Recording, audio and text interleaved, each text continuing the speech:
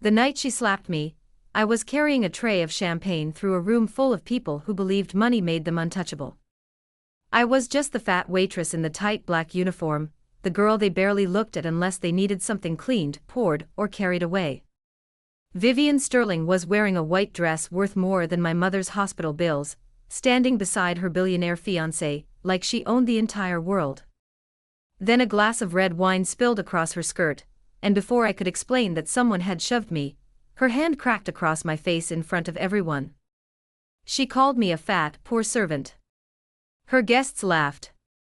Her fiancé, Ethan Blackwood, saw everything. But he said nothing. I thought that slap would be the worst thing that happened to me that night. I was wrong. Minutes later, security found Vivian's $2 million diamond necklace inside my bag. I was dragged out in handcuffs while cameras flashed, while my mother was dying in a hospital bed, while Ethan stood there with guilt in his eyes and silence in his mouth. That night, they didn't just frame me. They buried me alive. The night she slapped me, I was carrying a tray of champagne through a room full of people who believed money made them untouchable. I was just the fat waitress in the tight black uniform, the girl they barely looked at unless they needed something cleaned, poured, or carried away. Vivian Sterling was wearing a white dress worth more than my mother's hospital bills, standing beside her billionaire fiancé, like she owned the entire world. Then a glass of red wine spilled across her skirt, and before I could explain that someone had shoved me, her hand cracked across my face in front of everyone. She called me a fat, poor servant. Her guests laughed. Her fiancé, Ethan Blackwood, saw everything. But he said nothing. I thought that slap would be the worst thing that happened to me that night. I was wrong. Minutes later, security found Vivian's $2 million diamond necklace inside my bag. I was dragged out in handcuffs while cameras flashed, while my mother was dying in a hospital bed, while Ethan stood there with guilt in his eyes and silence in his mouth. That night, they didn't just frame me. They buried me alive. Before that night, I had learned how to disappear. That was the first rule of working inside the Blackwood Grand Hotel: if you looked like me and came from where I came from. Smile, but not too brightly. Move fast, but never make noise. Serve the wine, clear the plates, lower your eyes, and never let the guests remember you had a face. The hotel was all marble floors, gold chandeliers, polished glass, and women who smelled like flowers I could never afford. I spent 12 hours a day walking through rooms where one handbag cost more than 3 months of my rent, but I still counted coins at the bus stop after midnight, trying to decide whether I could afford dinner or needed to save the money for my mother's medication. My name was Clara Hayes, but most people at the hotel never used it. To them, I was the big girl from service, the one in the back, or, when they thought I could not hear, the fat waitress. I told myself words could not hurt me if I needed the paycheck badly enough. But that was a lie poor people tell themselves when survival leaves no room for pride. My mother had been sick for almost 2 years by then. Kidney failure did not arrive like a storm.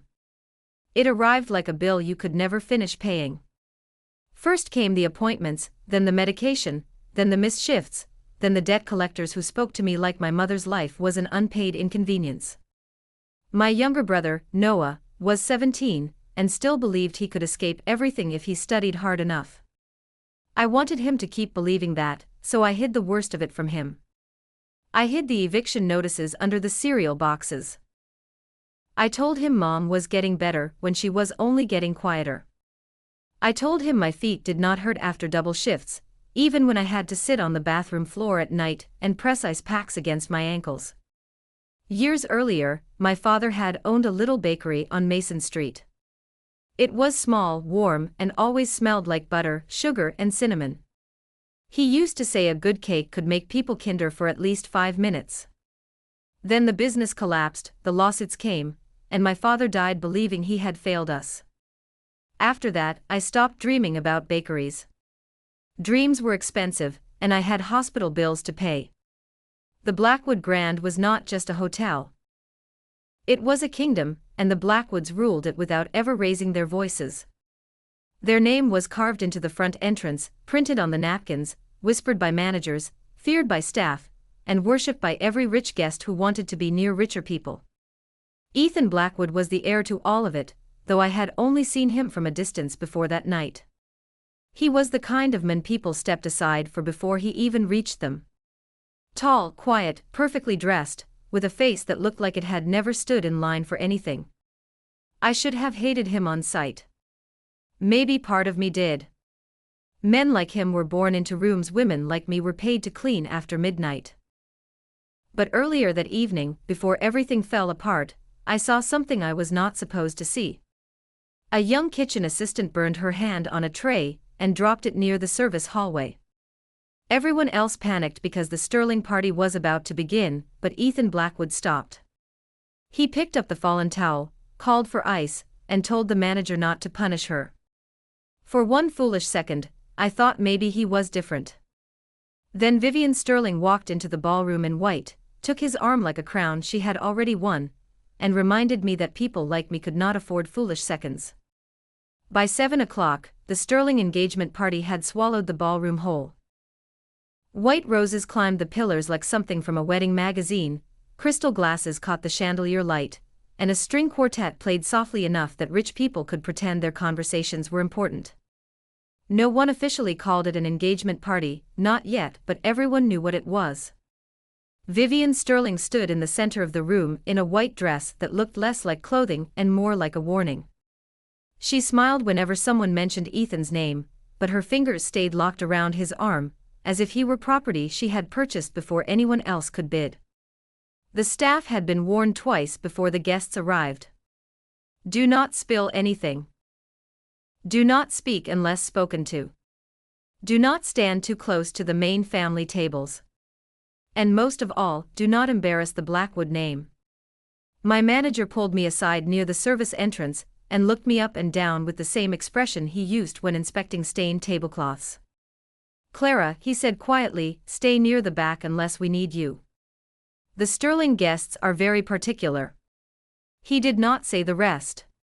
He did not have to.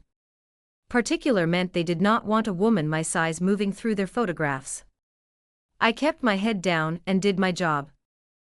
Champagne first, then water, then the little plates of food no one actually ate because everyone in that room was too busy judging each other to enjoy anything.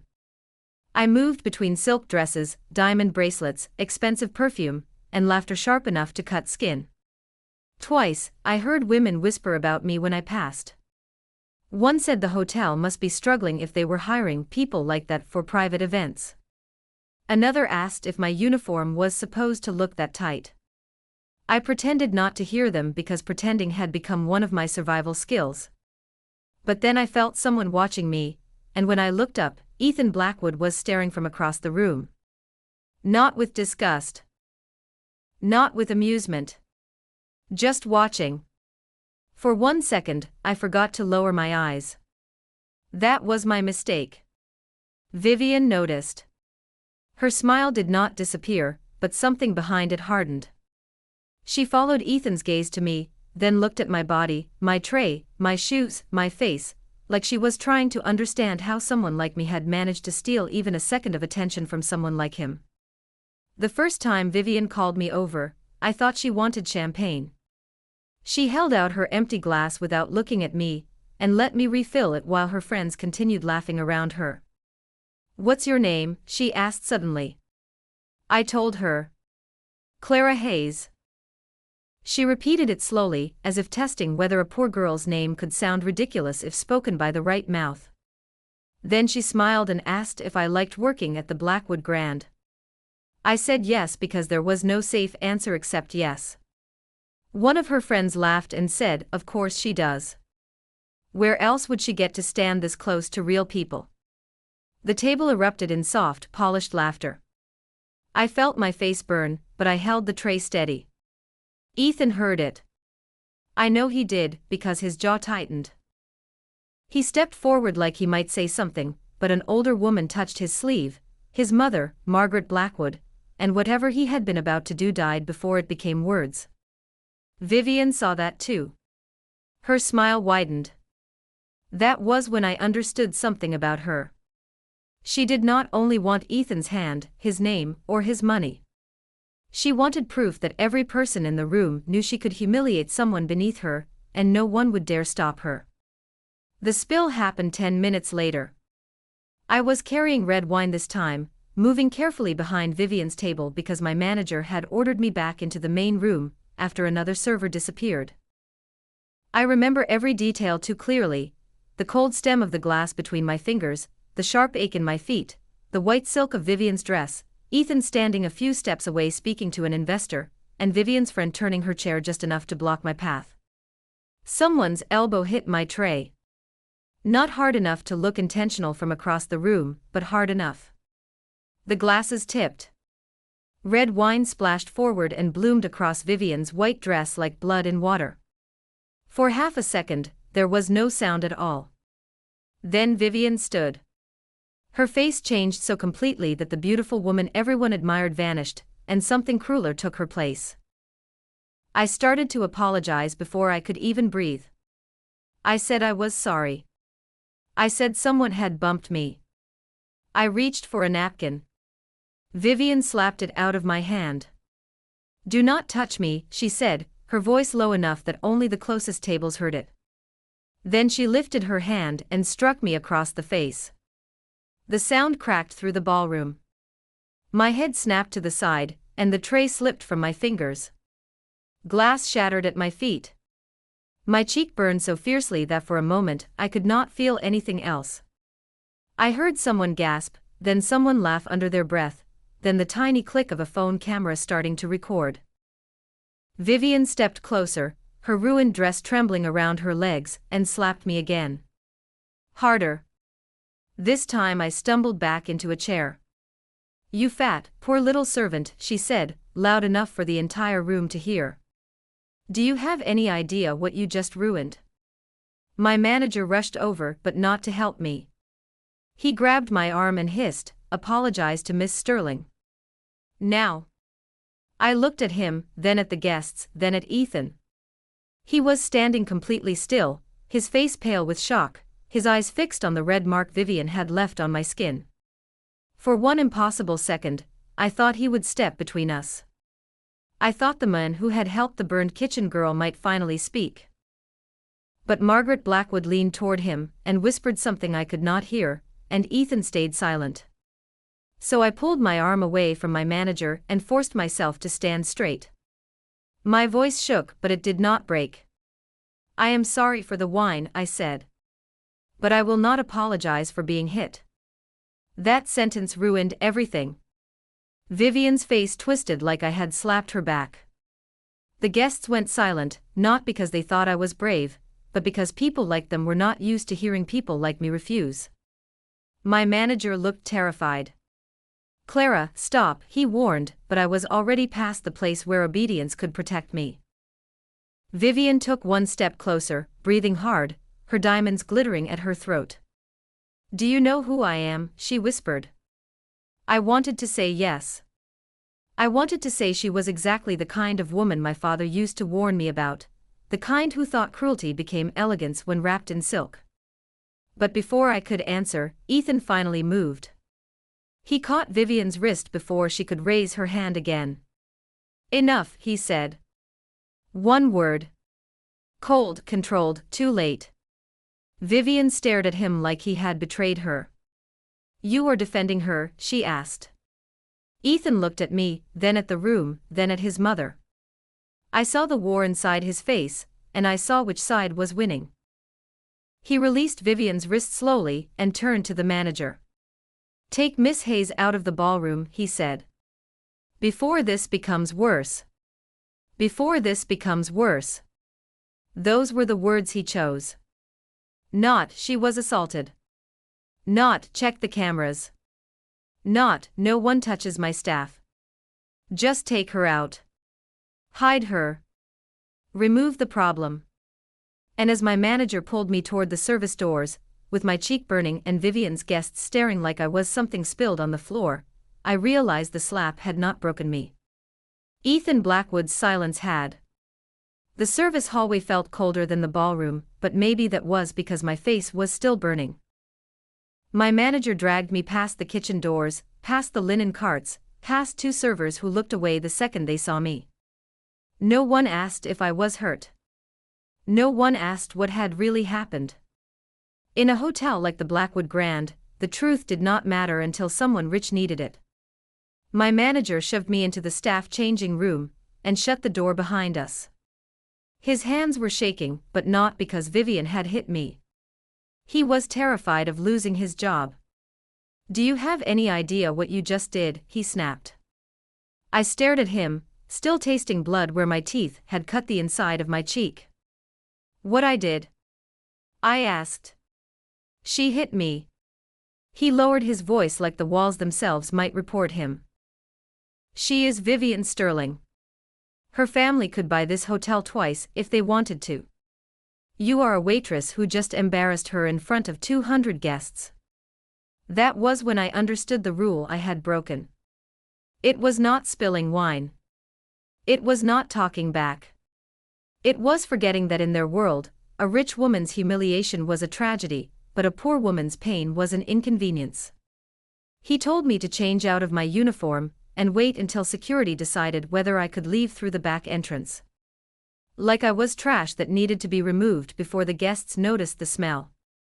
My hands shook as I opened my locker.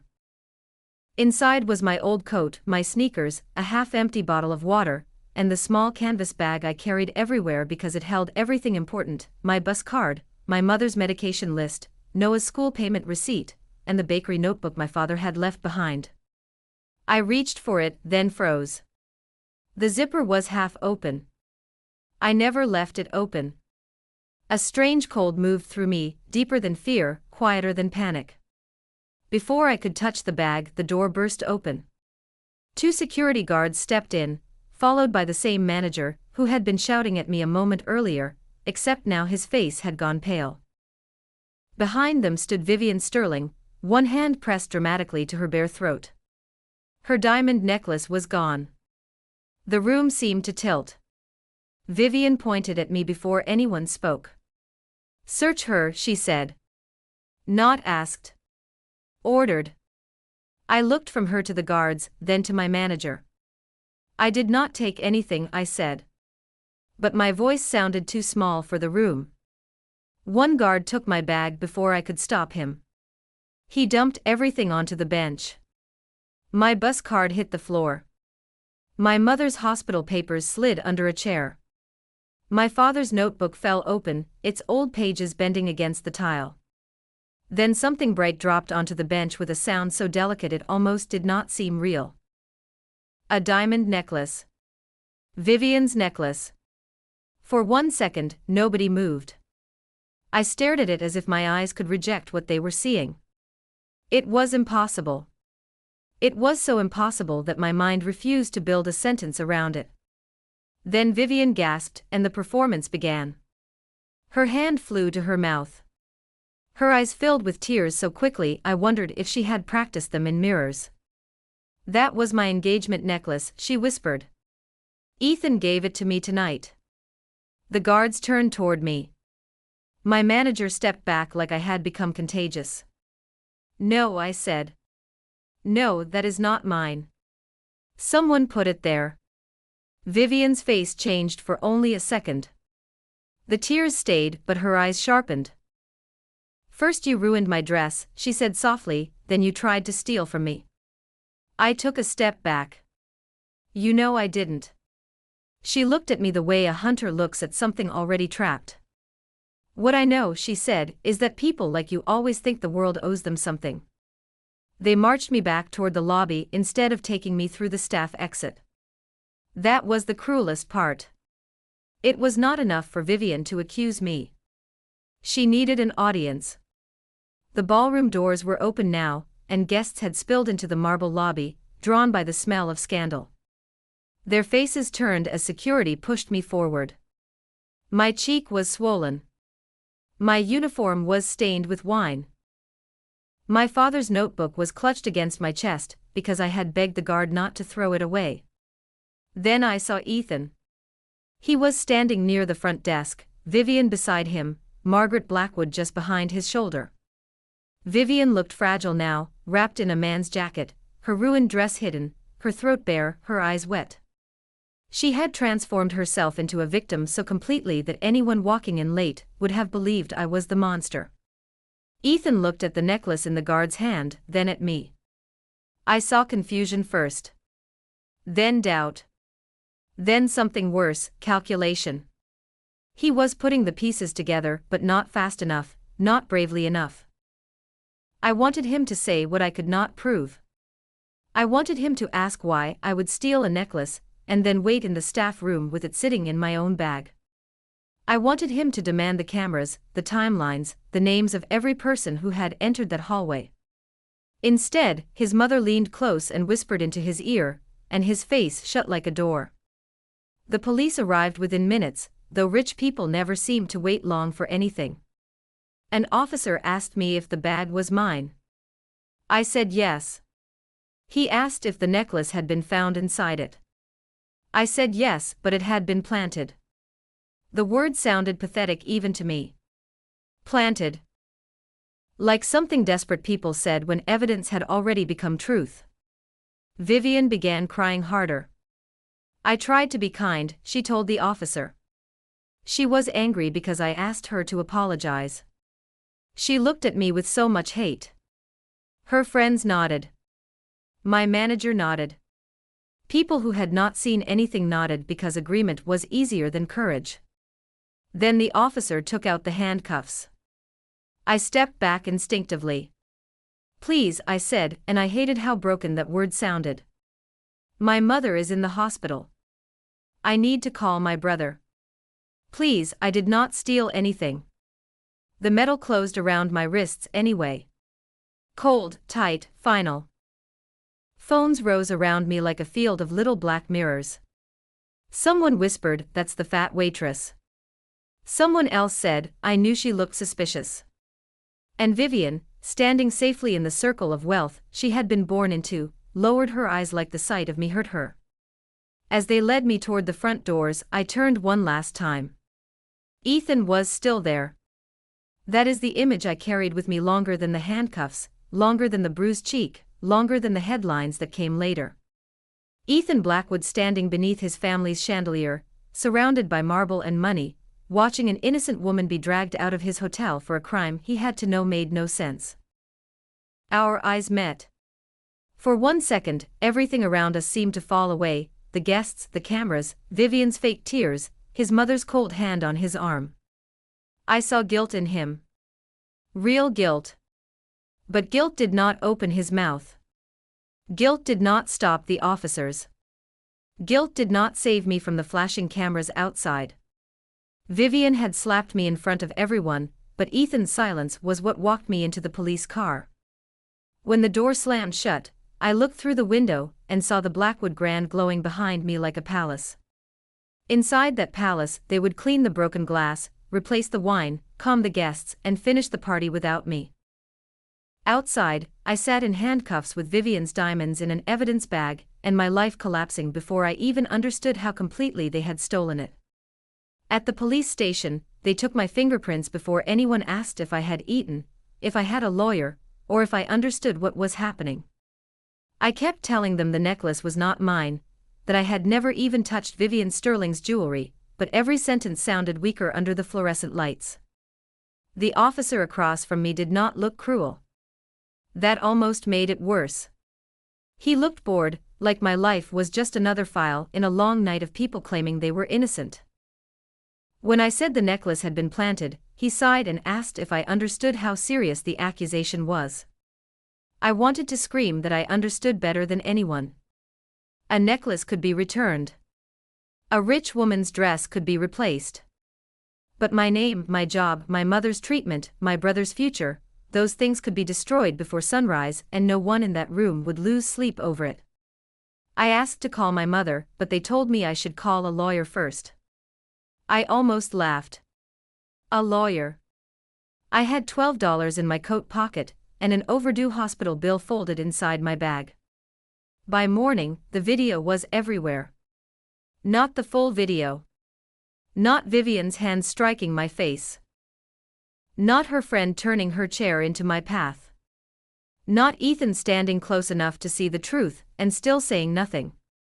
The clip that spread online began with me being dragged through the lobby in handcuffs, my uniform stained with red wine, my cheek swollen, my father's notebook pressed against my chest like it was the only piece of me they had not taken. Someone added a caption before posting it: "Fat waitress steals billionaire heiress's diamond necklace after ruining engagement party." By noon, strangers knew my name but not my story. They called me a thief, a jealous servant, a desperate fat girl who wanted a taste of a life she could never have. Some people said I must have stolen the necklace to pay for food. Others said women like me always hated women like Vivian because beauty and money made us bitter. I read 3 comments before I stopped. It was not the cruelty that shocked me. It was how easily people enjoyed it. They did not need proof. They only needed someone beneath them to laugh at. The hospital called while I was still waiting to be released. My mother had seen the video. A nurse said her blood pressure had spiked and she was asking for me, but I could not go to her because the police had not finished questioning me. That was the first time I broke. Not when Vivian slapped me. Not when the handcuffs closed. Not when the camera flashes hit my face outside the hotel. I broke when I imagined my mother lying in that hospital bed, weak and frightened, watching her daughter become a criminal on the morning news. I begged the officer to let me call her. When he finally allowed it, my brother answered instead. Noah's voice was raw, like he had been crying but was trying to hide it. "Clara," he whispered, "what happened?" I wanted to be strong for him. I wanted to tell him everything would be fine. But I could hear hospital machines behind him, and for the first time in years, I had no lie ready. All I could say was, "I didn't do it." He was quiet for a long moment. Then he said, "I know." That almost hurt more than if he had doubted me. They released me late that afternoon, but release was the wrong word. I walked out of the station with no handcuffs, but the accusation followed me like a chain. There were reporters outside, only a few, but enough to make me lower my head. Someone shouted my name. Someone asked if I had stolen the necklace because I was angry at Vivian Sterling. Someone else asked if Ethan Blackwood had known me before the party. That question made me stop for half a second, and that half second was enough for cameras to catch my face again. By the time I reached the bus stop, another clip was online. This one said I had refused to answer questions about my relationship with Ethan. Relationship. I had been nothing to him but a problem removed through a service door. But the internet did not care. A new story was already forming. I had tried to steal Vivian's necklace because I wanted her fiancé's attention. I sat on the bus with my hood pulled low, my face turned toward the window, while 2 girls across the aisle watched the video on one of their phones. One of them looked up, recognized me, and whispered, "That's her." I got off 3 stops early and walked the rest of the way in the rain. When I reached the hospital, Noah was waiting outside our mother's room. He had a bruise under his eye. At first he said he had slipped.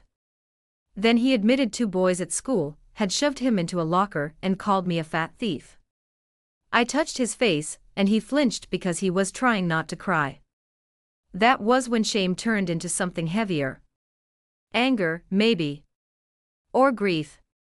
I had spent years trying to keep my life from crushing him, and now my humiliation had walked into his school before I could stop it. Inside the room, my mother looked smaller than she had the day before. Her hands trembled when she reached for mine. "Tell me the truth," she said. I knelt beside her bed and held her fingers, careful not to press too hard against the floor. "I didn't take it, Mom." Her eyes filled with tears, but she nodded. She believed me. That should have comforted me. Instead, it made me feel worse, because the 2 people who knew me best were the only ones with no power to save me. The hotel fired me before sunset. Not in person.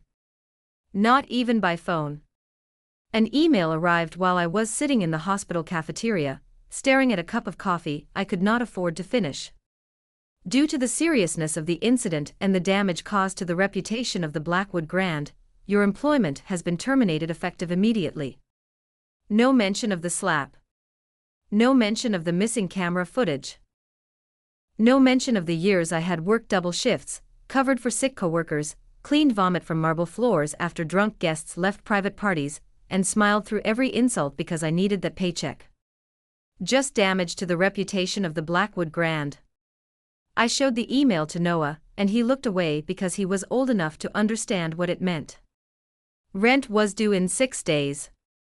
Mom's next treatment was due in 4.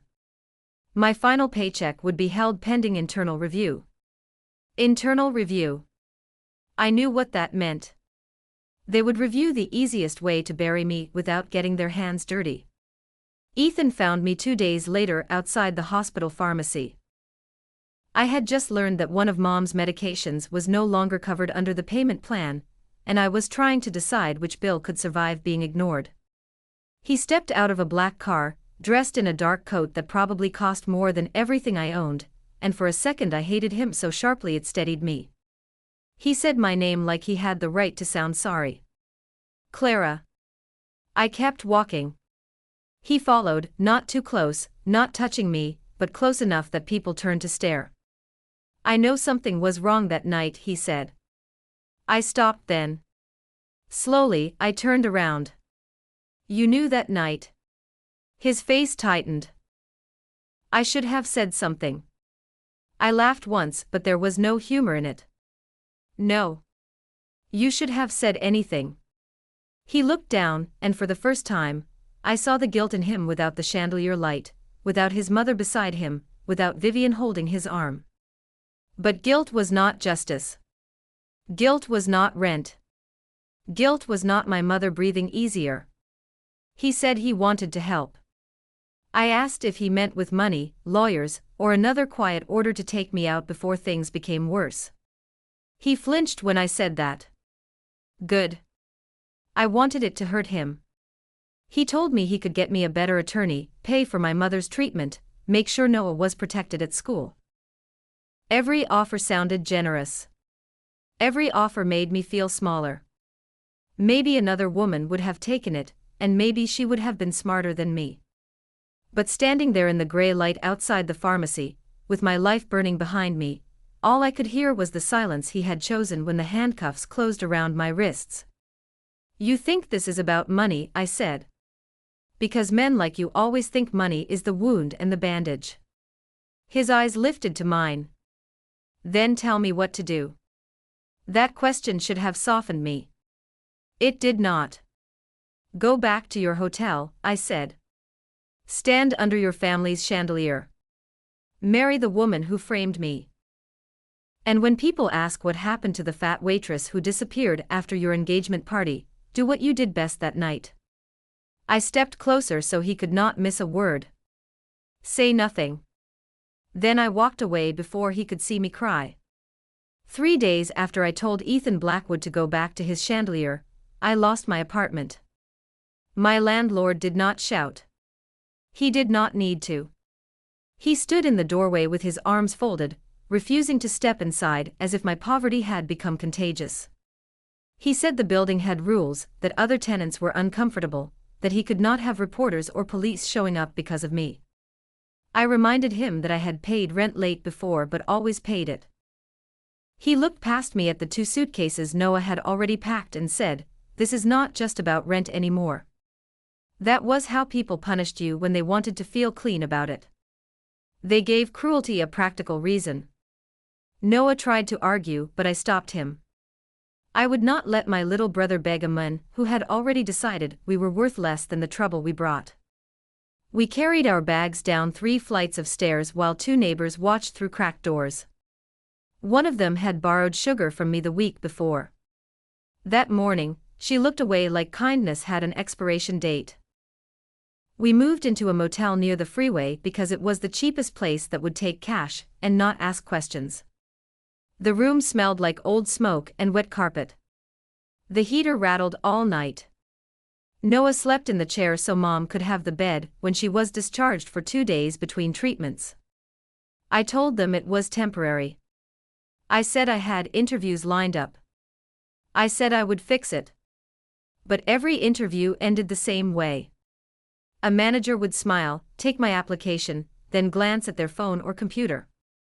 Their face would change before they even said no. One cafe owner whispered that he believed in second chances, but his customers might not.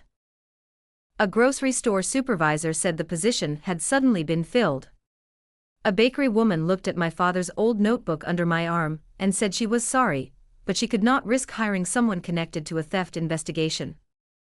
I walked out of that bakery and stood in the alley behind it, breathing in the smell of warm bread through a vent in the wall.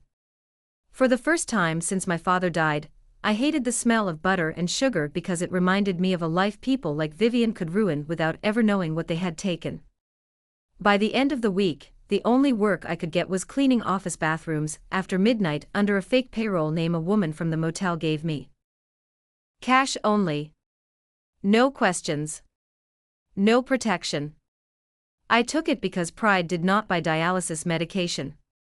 Every night, I scrubbed sinks used by people who would never know my name, emptied trash cans full of receipts worth more than my groceries, and changed into my old coat before dawn so Noah would not see the bleach stains on my sleeves. One morning, as I was leaving a downtown office building, I saw Ethan's black car parked across the street.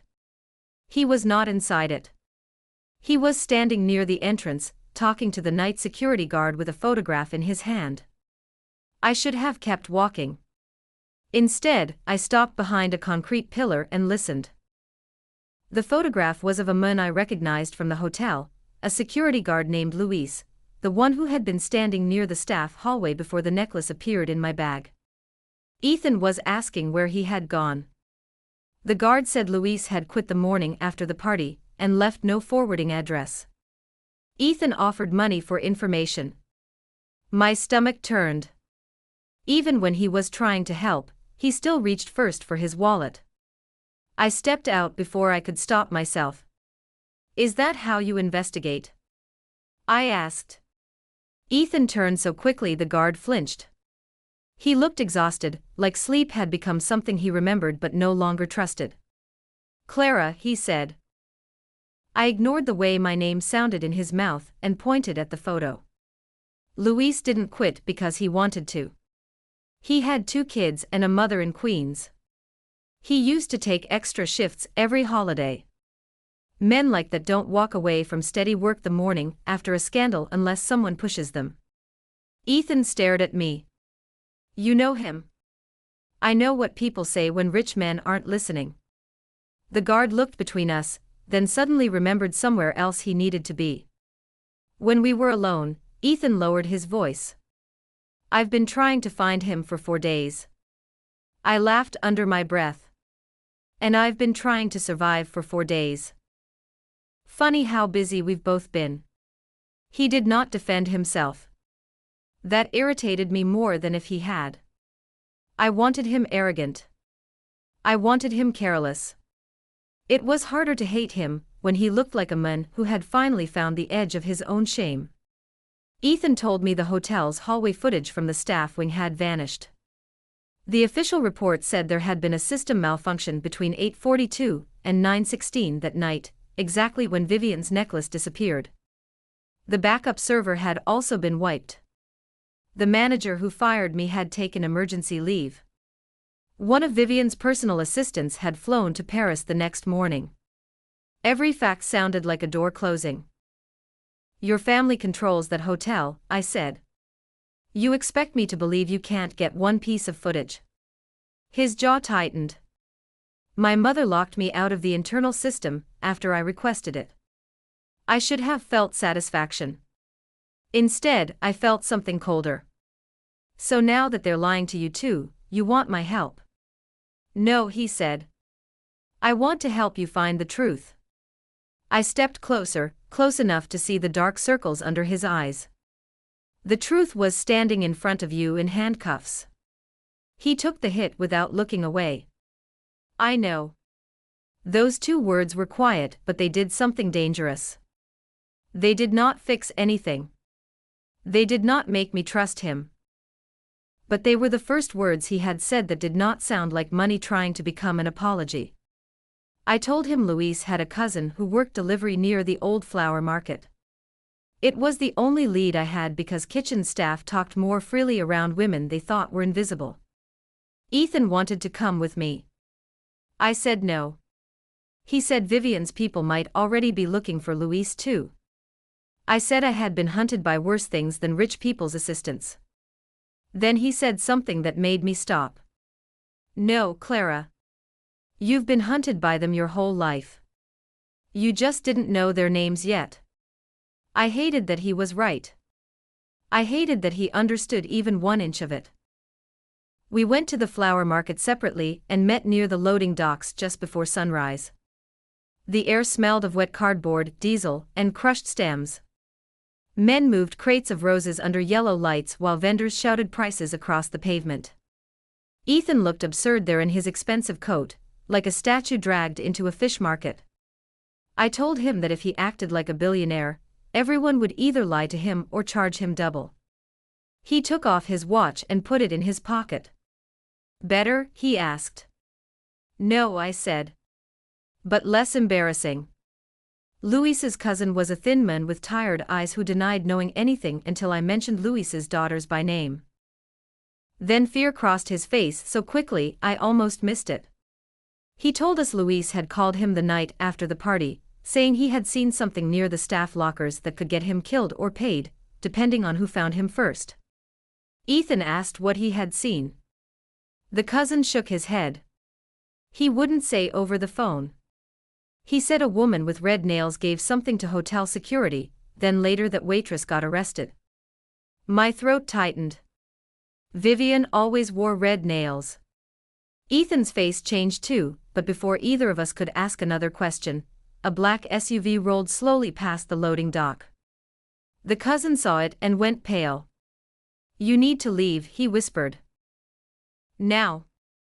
I turned just as the SUV stopped. 2 men stepped out, both too well dressed for the flower market and too focused on us to be lost. Ethan reached for my arm, but I pulled away on instinct. Don't, I snapped. His hand dropped immediately. Then walk, he said. Fast. We moved through the rows of flower crates, not running yet, because running would make everyone look. Behind us, the men followed.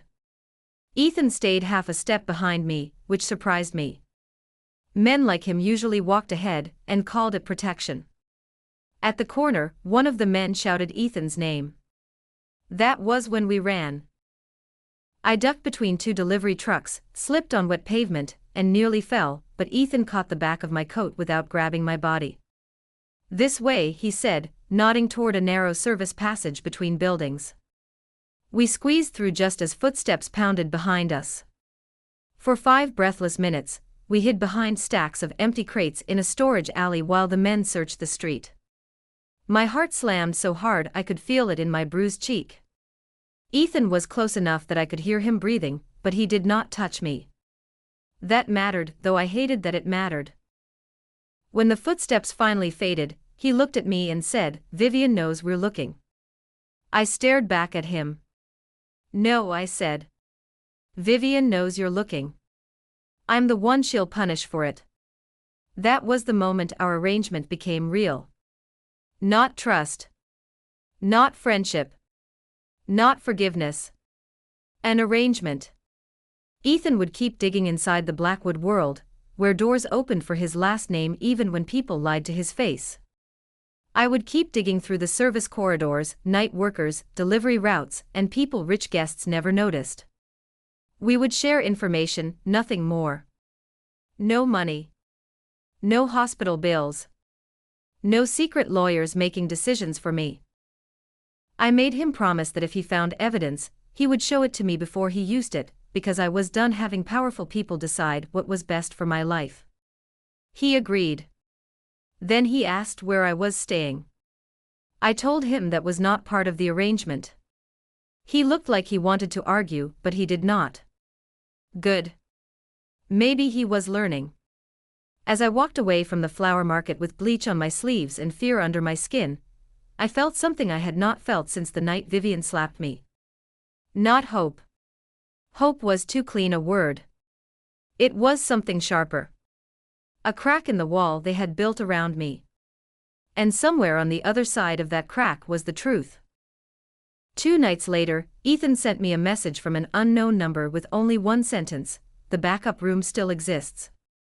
I stared at those 5 words under the weak motel lamp while Noah slept in the chair beside Mom's bed, his schoolbooks open on his lap. I should have ignored it. Every instinct I had left told me that walking back into the Blackwood Grand was stupid, dangerous, and humiliating. That hotel had taken my job, my name, my home, and almost my mother's breath. But if Ethan was right, if there was still a physical backup server somewhere under that building, then the truth might not be completely dead. I asked where. He replied, "Basement level 3, old security archive. Access is restricted. I know a service route." For a long time, I did not answer. Then I looked at my father's notebook on the motel desk, at the old recipe pages stained with butter and years, and thought about how many things poor families lose because rich people trust that we will be too tired to fight. I texted back, "I'm coming. But I'm not going in as your responsibility." We met behind the hotel just after midnight, near the loading dock where linen trucks came and went like nothing had ever happened. Ethan wore a black hoodie under a plain jacket, but nothing could make him look ordinary. Men like him carried wealth in their posture even when they tried to hide it. I wore my old cleaning clothes and kept my hair tucked under a cap. The back entrance smelled of bleach, steam, and warm garbage from the kitchen vents. For a second, my body remembered the place before my mind could stop it: the ache in my feet, the manager's voice, the ballroom lights, Vivian's hand cracking across my face. I froze near the employee scanner. Ethan noticed but did not touch me. "We can leave," he said quietly. That annoyed me enough to move. "I didn't come here for you to be gentle," I said. "I came for the footage." He nodded and used a key card that clearly was not supposed to work anymore. The light blinked red once, then green. Somewhere inside that small sound, I heard the old rules of the world again. Doors rejected me. Doors forgave him. The service corridor was almost empty but not quiet. Hotels never really slept, they only changed masks. Upstairs, guests dreamed on $1,000 sheets. Down here, machines hummed, pipes knocked inside the walls, laundry carts rolled over cracked tile, and workers moved quickly with their eyes lowered. Ethan followed me instead of leading, and I could tell he was seeing the hotel differently for the first time. Not as a family empire, not as marble and reputation, but as a body held together by people no one upstairs would recognize. We passed a dishwasher eating cold rice from a plastic container, a housekeeper rubbing her wrist in pain, a young bellman changing out of wet shoes. Ethan looked at them too long. "Don't stare," I whispered. "They're not evidence." His face tightened. "That's not what I'm doing." "Then stop looking like you just discovered staff are human." He had no answer. Good. I wanted every hallway to accuse him. I wanted the pipes, the carts, the tired faces, the fluorescent lights to tell him what I could not say without breaking. This was the world that served his world, and he had walked above it his entire life. The old security archive sat beyond the laundry room, behind a gray door marked mechanical storage. Ethan said the room had been removed from the digital floor plan years ago after the hotel upgraded its system, but old backups were sometimes kept offline for insurance disputes. The irony almost made me laugh. Rich people kept copies of the truth when it protected them, then deleted the truth when it protected someone else. Ethan crouched beside the keypad and entered a code. Nothing happened. He tried another. Red light. Another. Red light. Your magic last name losing power? I asked. He ignored that and pulled a small key from his pocket. My grandfather built this wing before everything became digital. The lock clicked. Inside, the room smelled like dust, metal, and old heat. Rows of outdated equipment lined the wall. A small server cabinet blinked in the corner like a tired eye. Ethan exhaled. It's still here. For the first time that night, hope moved through me so quickly it scared me. Hope had become dangerous. Every time I touched it, someone richer stepped on my hand. Ethan connected a drive to the old system, while I stood guard near the door. The screen loaded slowly, lines of dated files appearing one by one. Ballroom. Lobby. Staff hallway. Locker corridor. My pulse jumped when I saw the date of Vivian's party. Ethan opened the folder. For a moment there was only static. Then the hallway appeared in grainy black and white. I saw myself entering the changing room after the slap. I saw the manager outside the door. I saw Vivian's assistant, the woman with the red nails Luis's cousin had mentioned, step into the frame holding something small in her hand. My breath stopped. The assistant looked over her shoulder, then slipped into the staff room while I was not there. Ethan leaned closer to the screen. "There," he whispered. "That's her." My hands began to shake, not from fear this time, but from the violence of being believed too late. The footage kept playing. The assistant came out empty-handed. Minutes later, Vivian arrived with security. There it was. There was my innocence, trapped in a machine under the building that had destroyed me. I covered my mouth because if I made a sound, it might become a sob, and I refused to cry in that hotel again. Then the lights went out. The screen died first, then the server cabinet, then the buzzing overhead bulbs. Darkness swallowed the room so completely that I felt it touch my skin. Ethan cursed under his breath and grabbed the drive from the machine. A red emergency light flickered on above the door. Somewhere outside, an alarm began pulsing low and steady. "Someone cut power to this wing," he said. "Can you still copy it?" "Some of it," he answered. "Maybe enough." Maybe. That word almost knocked the air from my chest. We opened the door and stepped into the corridor just as voices echoed from the far end. Men's voices. Not hotel staff. Ethan took my wrist before thinking, and I ripped away so hard he looked stricken. "Sorry," he whispered. I hated that he remembered. I hated that I appreciated it. We ran toward the service elevator because the stairs were closer to the voices. Ethan pressed the button again and again until the doors opened. We slipped inside just as two men rounded the corner. One of them shouted his name. The doors closed between us, and for 3 seconds, I thought we had escaped. The elevator dropped one floor, then stopped with a violent jolt. I slammed into the wall, and Ethan caught himself on the railing. The lights flickered. The emergency fan coughed overhead. Then nothing moved. I stared at the closed metal doors, and suddenly I was not in an elevator. I was back in the lobby with handcuffs closing around my wrists. Back in the police car with cameras flashing.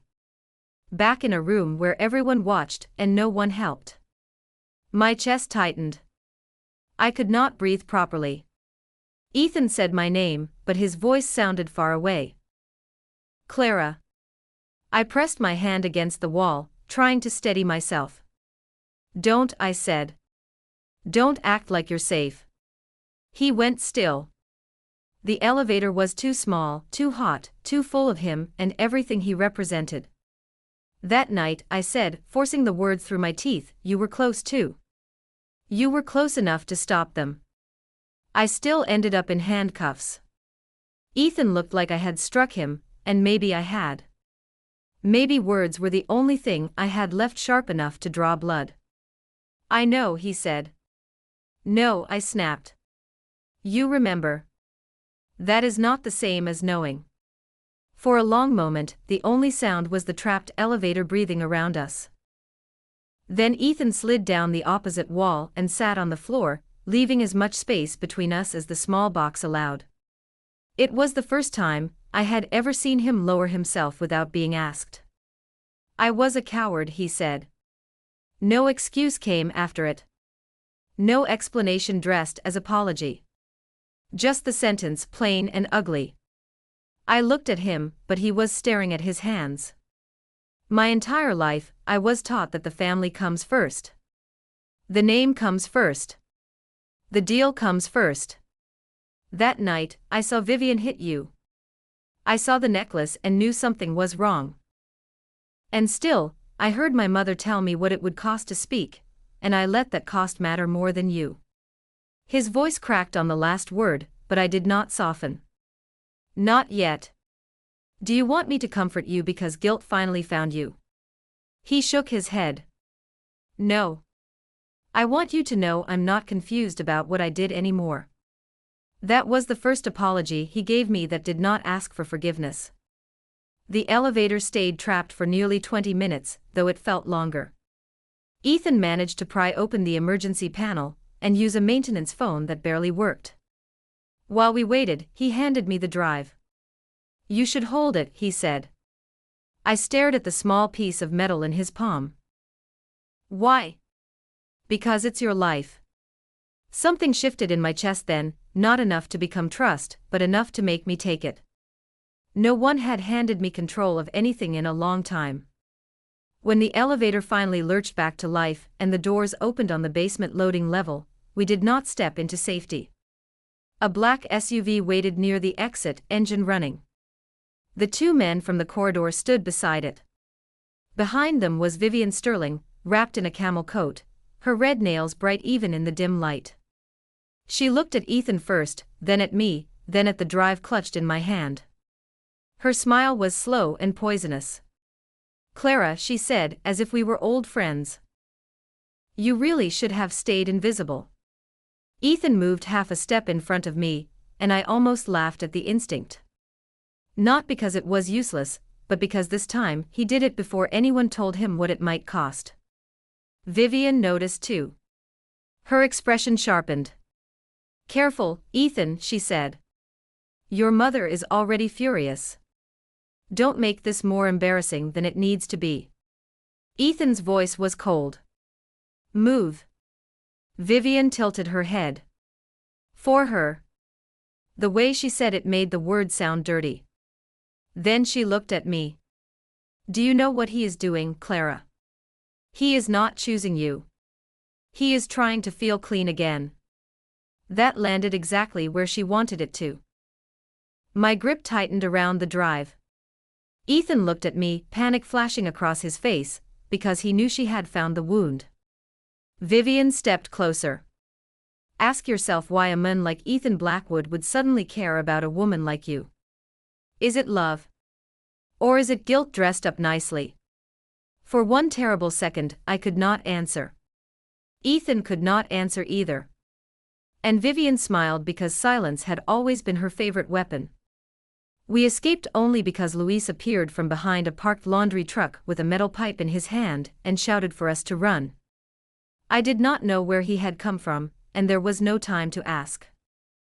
Ethan grabbed Vivian's arm when she tried to block me, but he did not hold me back. I ran first.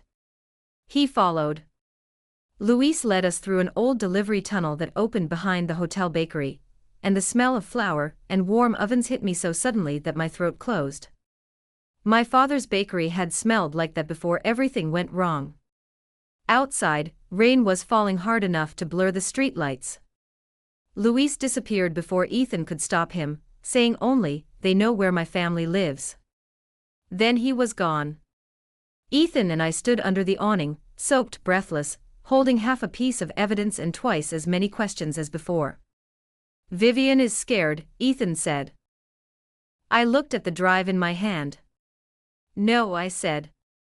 Vivian is protected. There's a difference. Then I walked away from him into the rain, but this time, he did not follow. He let me leave with the evidence. And for reasons I did not want to understand, that frightened me more than if he had tried to stop me. The drive did not save everything. That was the first thing Ethan told me the next morning, and I hated how much I had hoped before he said it. The old server had lost power before the full file copied, leaving us with fragments, Vivian's assistant entering the staff room, the edge of something bright in her hand, Luis appearing at the end of the hallway, then static before the necklace was found in my bag. It was enough to prove there had been more to the story, but not enough to clear my name completely. Not enough for a prosecutor. Not enough for the internet. Not enough to make Vivian Sterling afraid for more than a few hours. I sat at the motel table with my father's notebook open in front of me, staring at recipes written in his careful handwriting while Ethan stood near the door like a man unsure whether he was allowed to breathe too loudly. "We keep looking," he said. I closed the notebook. "No. You keep looking. I need money." He looked pained, which only irritated me. "Clara, I can help with that." I looked up slowly. "No, Ethan. You can't. Because every dollar from you comes with your family's shadow behind it, and I am tired of living under things I did not choose. So I did the only thing I still knew how to do without asking permission. I baked." The motel kitchenette was too small, the oven ran hotter on one side, and the counter barely had enough space for a mixing bowl, but my father had built an entire life from flour, butter, sugar, and stubbornness. Maybe I could build one night from it. I started with cinnamon rolls because they had been his favorite. Then lemon cakes because Mom could still smell them even when she was too tired to eat. Then small butter cookies wrapped in cheap paper bags from the corner store. Noah helped me write labels by hand. Mom sat propped against pillows, pretending she was not exhausted, telling me the glaze needed more lemon like she had not spent the morning attached to machines. For 2 days, I baked between cleaning shifts and hospital runs. I sold the first batch outside a bus station at dawn to nurses, delivery drivers, and tired office workers who did not ask my last name. By noon, I had made $87. It was not enough for rent.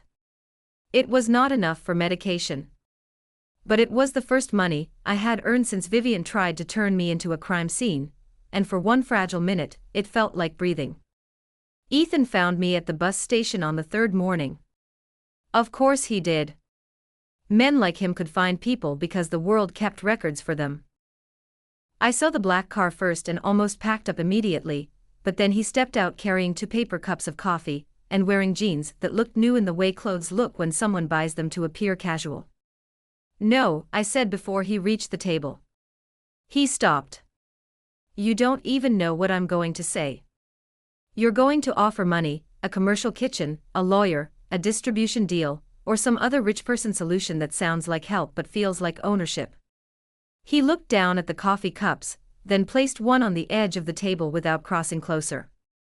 "I was going to ask if you needed help carrying boxes." I stared at him. "You? I have arms. You also have a driver." I sent him away. I looked past him. The black car was still there. He followed my gaze, then winced. "I'm learning." Against my better judgment, I almost smiled. Almost. Instead, I pointed to a crate of cookie bags under the table. "Fine. Carry that.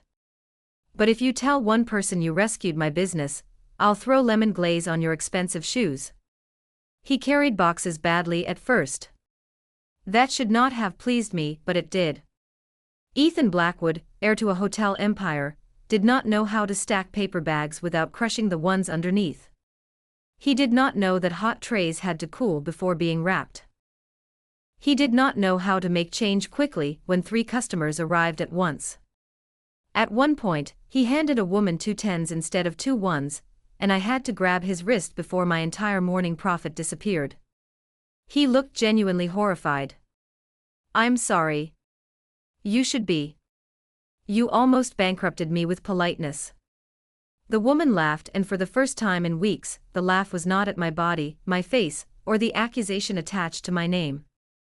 It was just laughter. Ordinary. Harmless. Ethan noticed it too. After the rush slowed, he stood beside me behind the folding table, sleeves rolled up, coffee forgotten, hair slightly messy from the wind. "I didn't know work could move this fast," he said. I wiped sugar from my fingers and looked at him. "Work always moves fast. You just usually pay people not to see it." He came back the next day, and the day after that. I told him not to. He came anyway, but never with money. That was the annoying part. He listened. He brought cardboard boxes because I had complained about the bags tearing, but he handed me the receipt and let me pay him back in exact change. He found a used folding table online, but did not buy it until I approved the price. He learned to label lemon cakes separately from cinnamon rolls because allergic customers asked questions. He burned his hand on a tray and did not make a sound until Noah laughed and said, "Rich people bleed." Ethan looked at the red mark across his palm and said, "Apparently." Mom laughed from the motel bed, a weak laugh but real. I should have hated how naturally he started fitting into our ugly little routine. I did hate it, in a way. It felt like betrayal to notice the good in him. Every time he handed my mother tea, every time he asked Noah about school instead of pitying him, every time he stood in the cold beside my folding table without checking his watch, some part of me remembered the lobby, the handcuffs, the silence. And another part of me, the dangerous part, started asking whether people could be more than the worst thing they had failed to do. The first morning Ethan came with me to the wholesale market, it was 4:15, and still dark enough for the city to look unfinished.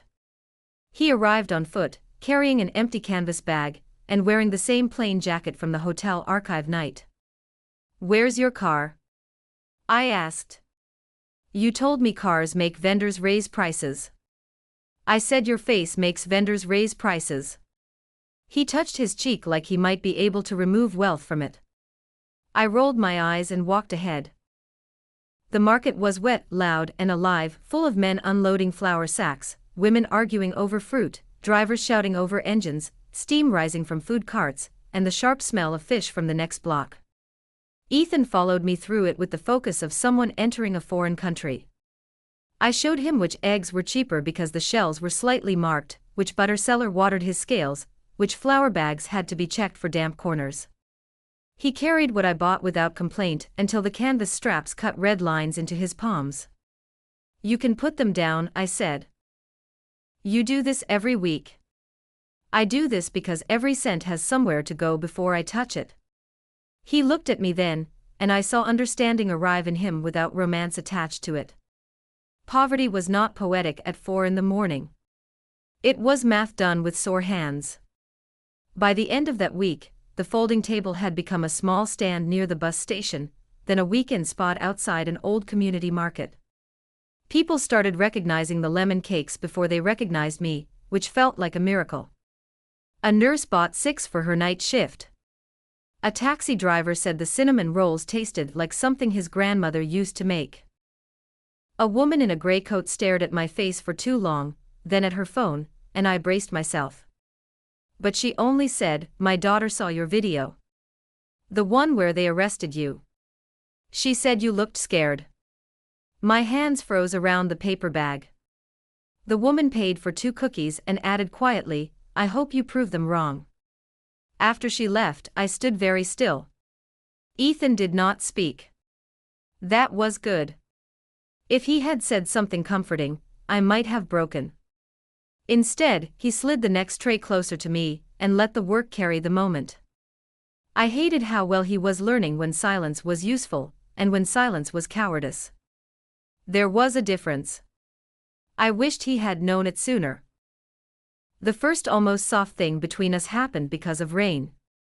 A storm rolled in faster than the weather report promised, and within minutes the market awning began leaking over half the table.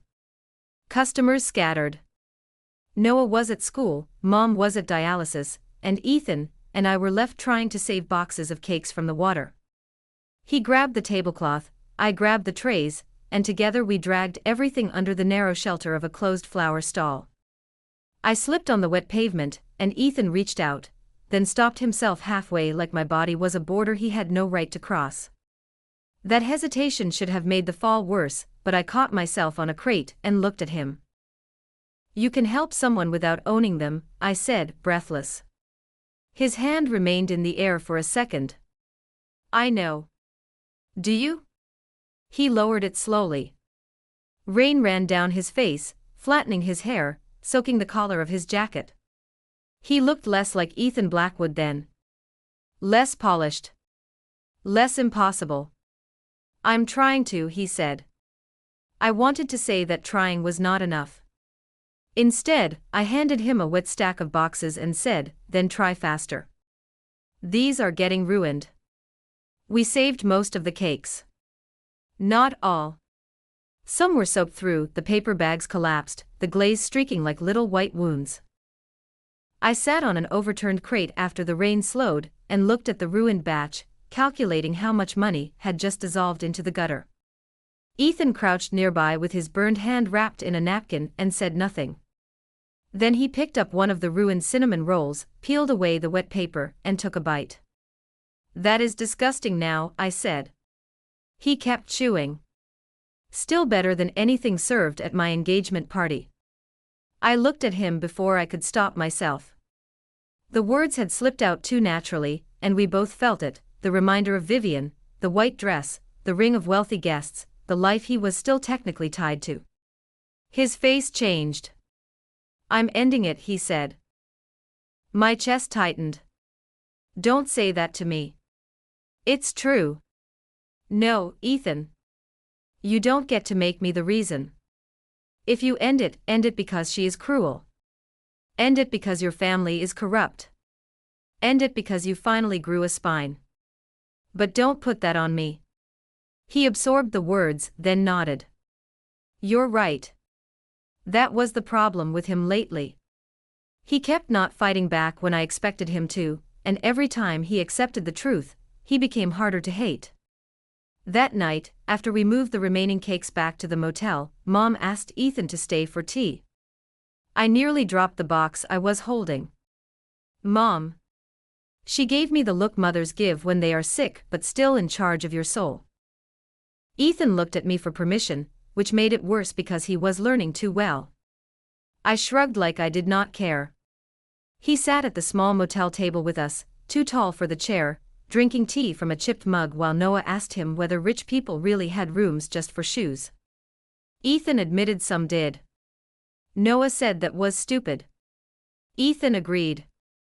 Mom watched him quietly, the way mothers watch men who have hurt their daughters without needing the whole story. "You stood there that night?" she asked suddenly. The room went still. I looked away. Ethan did not. "Yes," he said. "And you said nothing?" "Yes." My mother's thin hand tightened around her mug. "Then whatever you do now, do not confuse guilt with love. My daughter deserves better than becoming your punishment." Ethan's face went pale, but he did not look offended. "I know," he said. I stared at him then, because he did not say he loved me. He did not defend himself. He did not promise anything beautiful. He simply accepted that my mother had named the very thing Vivian had tried to plant in my head. After he left, I lay awake listening to the motel heater rattle, and the traffic moving beyond the thin curtains. On the table, my father's notebook sat beside the day's earnings, folded bills sorted into rent, medicine, ingredients, and bus fare. For the first time in weeks, the piles were not empty. That should have been the only thing that mattered. But my mind kept returning to Ethan at the market with flour on his sleeve, Ethan eating a ruined cinnamon roll in the rain, Ethan lowering himself into the ugly chair at our motel table while my mother judged the shape of his remorse. I did not trust him. I reminded myself of that carefully, like checking a locked door. I did not forgive him. I did not know whether the warmth I felt around him was real, or just exhaustion looking for somewhere to rest. But something had changed. He was no longer only the man beneath the chandelier. He was also the man who had stood beside me at 4 a.m. while I counted cracked eggs. That did not erase the handcuffs. It did not erase Vivian's slap. It did not erase his silence. But it made the story more dangerous, because hatred is easier when the person who hurt you refuses to become human. The first fake review appeared on a Tuesday morning. 1 star. No photo. Just 3 sentences, bought lemon cakes from the fat thief at the bus station. Tasted disgusting. Probably stolen ingredients too. I read it behind the folding table while Ethan was unloading a box of napkins, and felt the old shame crawl up my throat like smoke. One review should not have mattered. I knew that. The people who had actually eaten my cakes came back. Nurses still bought them after night shifts.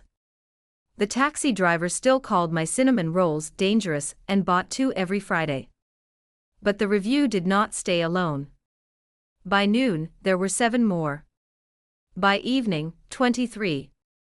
They all used the same words in different orders: thief, dirty, desperate, fat, scam.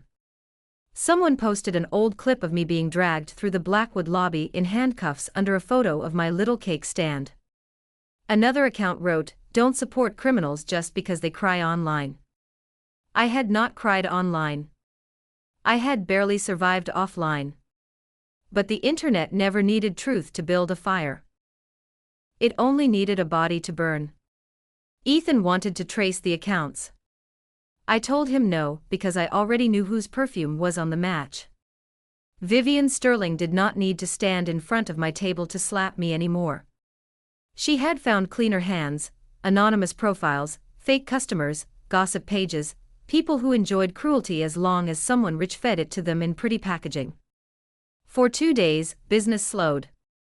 Customers who used to stop without thinking now hesitated, glanced at their phones, then kept walking. A mother pulled her little girl away from the cookie tray after recognizing my face. "Not from her," she whispered, as if I had poisoned the sugar. I smiled until they passed, then turned my back and pressed my hands flat against the table so Ethan would not see them shaking. He saw anyway. "Clara," he said softly. I shook my head. "Don't." I didn't say anything. "You were about to." He set his jaw but stayed quiet. That was worse. Silence used to be his weapon. Now it was becoming his way of respecting me, and I hated how much more complicated that made everything. The sabotage became physical that weekend at the community market. It was the first time I had paid for a full booth instead of borrowing a corner near the bus station. Noah had painted a small sign that said Hayes Bakery in blue letters, because he said using our last name meant they had not taken it from us. Mom had insisted on tying yellow ribbon around the cookie baskets even though her hands trembled.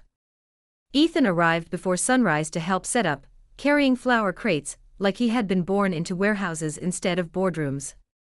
For one strange hour, the world almost felt possible. The table looked beautiful. The lemon cakes were glossy, the cinnamon rolls warm, the butter cookies stacked in neat little towers.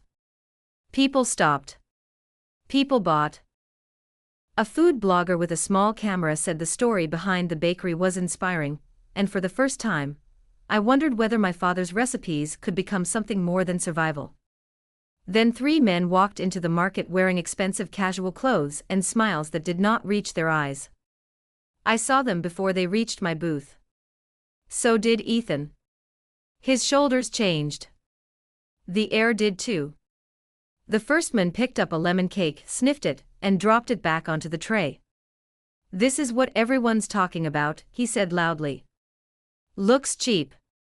The second man held up his phone and started recording. "Aren't you the waitress who stole from Vivian Sterling?" Conversations around us softened. Heads turned. My fingers curled under the table. Ethan stepped forward, but I spoke first. "If you want to buy something, get in line. If you want attention, there are easier ways to embarrass yourself." A few people laughed. The man with the phone did not. He moved closer, pushing the camera toward my face. "Did you use the necklace money to buy flour?" Ethan's voice cut in, low and dangerous. "Back away." The man smiled because that was exactly what he wanted. "Oh, look.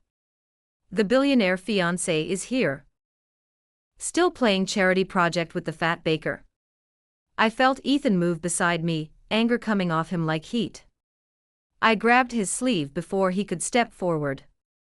Not because I wanted to protect the men. Because I understood the trap.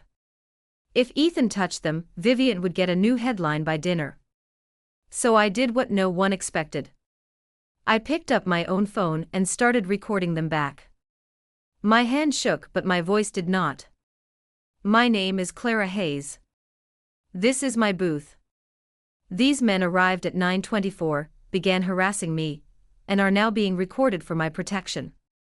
The man with the phone blinked. Bullies hate mirrors. Around us, more customers lifted their phones. Ethan turned slightly, not in front of me this time, but beside me, making sure the men could not reach the table without being seen. The second man's smile faltered. The third one, the quietest, reached for a tray and shoved it hard. Lemon cakes slid across the table and hit the pavement. Yellow glaze burst against the ground like sunlight smashed under a shoe. For half a second, the sight stole all sound from me. Then Noah appeared from nowhere, shouting, and lunged toward the man. Ethan caught him before he could get close. The man shoved the table again. This time the cookie baskets fell.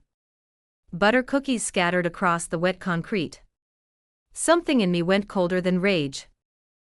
I stepped around the table and stood between the ruined cakes and the men. "You can destroy the food," I said. "But you are not touching my brother." The market security arrived too late, which was becoming a pattern in my life. One of the men tried to walk away, but a vendor blocked him with a crate of oranges.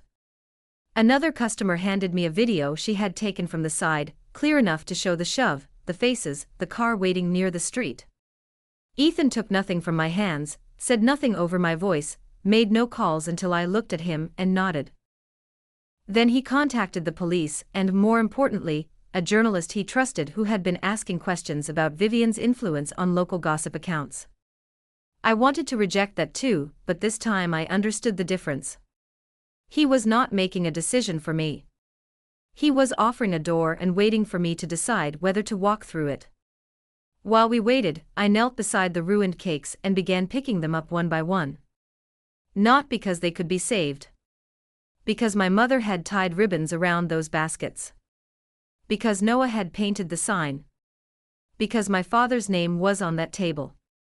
Ethan crouched beside me and picked up cookies without speaking. His hand brushed mine once, and neither of us pulled away immediately. It lasted 1 second. It felt more dangerous than Vivian's men. The video went online before Vivian could bury it. This time, the comments did not all belong to her. People saw the men harassing me. They saw the shove. They saw me record instead of scream, stand instead of shrink, protect Noah instead of collapse. The fake reviews were still there, but now real customers began answering them with photos of cakes they had bought, messages about the market, small pieces of truth pushed into the noise. The food blogger posted her footage too. She wrote that Hayes Bakery had been targeted in public, and asked why a woman already fighting a theft accusation would be harassed by men connected to a luxury public relations firm. That sentence changed everything. Not legally. Not yet. But publicly, a crack opened. By evening, Ethan showed me a company registration linking one of the men to a consulting group that had worked with Sterling family events for years. It was not Vivian's signature on a confession, but it was a thread. And threads mattered. My life had been strangled with invisible threads. Maybe we could pull one hard enough to make the whole thing show. Vivian called Ethan that night while we were cleaning the ruined trays in the motel bathroom sink, because it was the only space big enough. His phone lit up with her name, and for a moment, all the warmth of the day vanished. There it was again, her name between us, white dress and diamonds and the life he had not fully escaped. He looked at me before answering. I said nothing. He put the call on speaker. Vivian's voice filled the tiny room, smooth and poisonous. "You embarrassed me today." Ethan dried his hands slowly on a towel. "Your men embarrassed themselves." She laughed. "My men? Careful. Accusations are dangerous. Clara should know that better than anyone." My chest tightened. Ethan's eyes stayed on mine. "Stay away from her." "Or what?" Vivian asked. "You'll throw away your inheritance for a woman selling cookies out of a motel room." Silence pressed against the walls. I waited for him to hesitate. I hated that I waited for it. Ethan said, If that is what it costs to stop being the man who watched her get dragged away, yes. Vivian went quiet.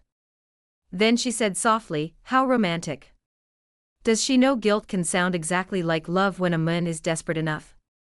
The call ended before either of us answered. I wanted Vivian's words not to matter. They did. After Ethan left, I sat on the motel floor beside the bathtub, hands smelling like sugar and dish soap, and asked myself the question I had been avoiding: what if Vivian was right? What if Ethan was not falling in love with me, but with the chance to become someone better by standing near my pain? What if I was not Clara to him, not really, but a wound he could bandage until he felt clean? The thought made me sick because it was not impossible. He had known me first as a victim.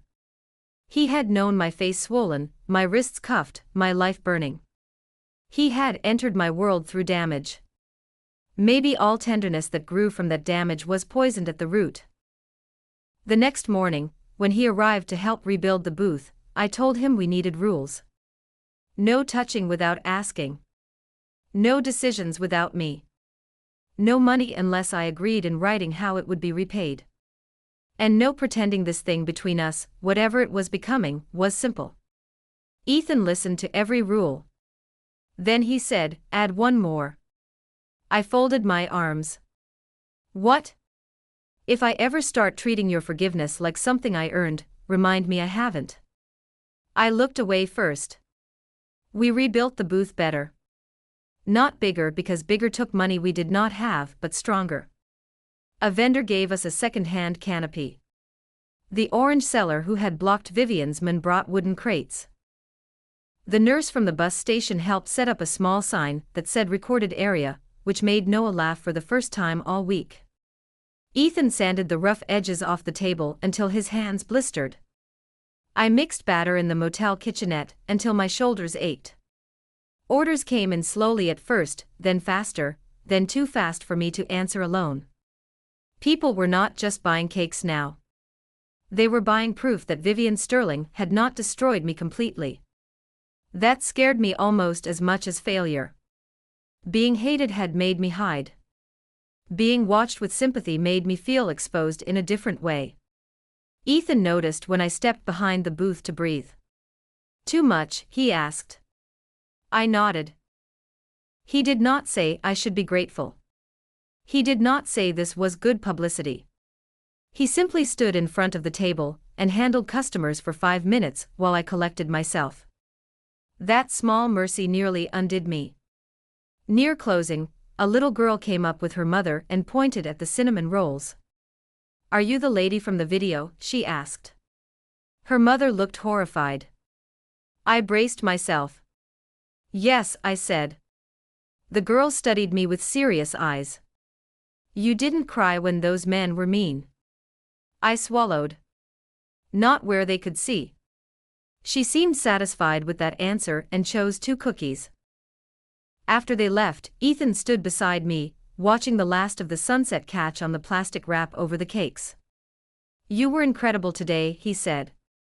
I wanted to reject the compliment out of habit, but I was tired of throwing away every gentle thing before it could touch me. "I was scared," I said. "I know." "No, you don't." He turned toward me. "Then tell me." The question was so simple that it slipped past my defenses. So I told him. Not everything, but enough. I told him fear felt different when you were poor because you could not afford the consequences of being brave. I told him I was terrified that one more attack from Vivian would send my mother back to the hospital, Noah out of school, me into court, and the bakery into nothing before it became something. Ethan listened, and this time, he did not try to solve me. That night, after the market closed and the booth was packed, Ethan walked with me to the bus stop carrying the last empty crate. The city smelled like rain and fried food. My body hurt everywhere, but there was money in the lockbox, real orders in my phone, and 3 new videos online showing the truth instead of just my humiliation. At the curb, Ethan handed me the crate. His fingers lingered near mine, not touching. "May I?" he asked. The question was quiet. Too quiet for anyone else to understand. But I did.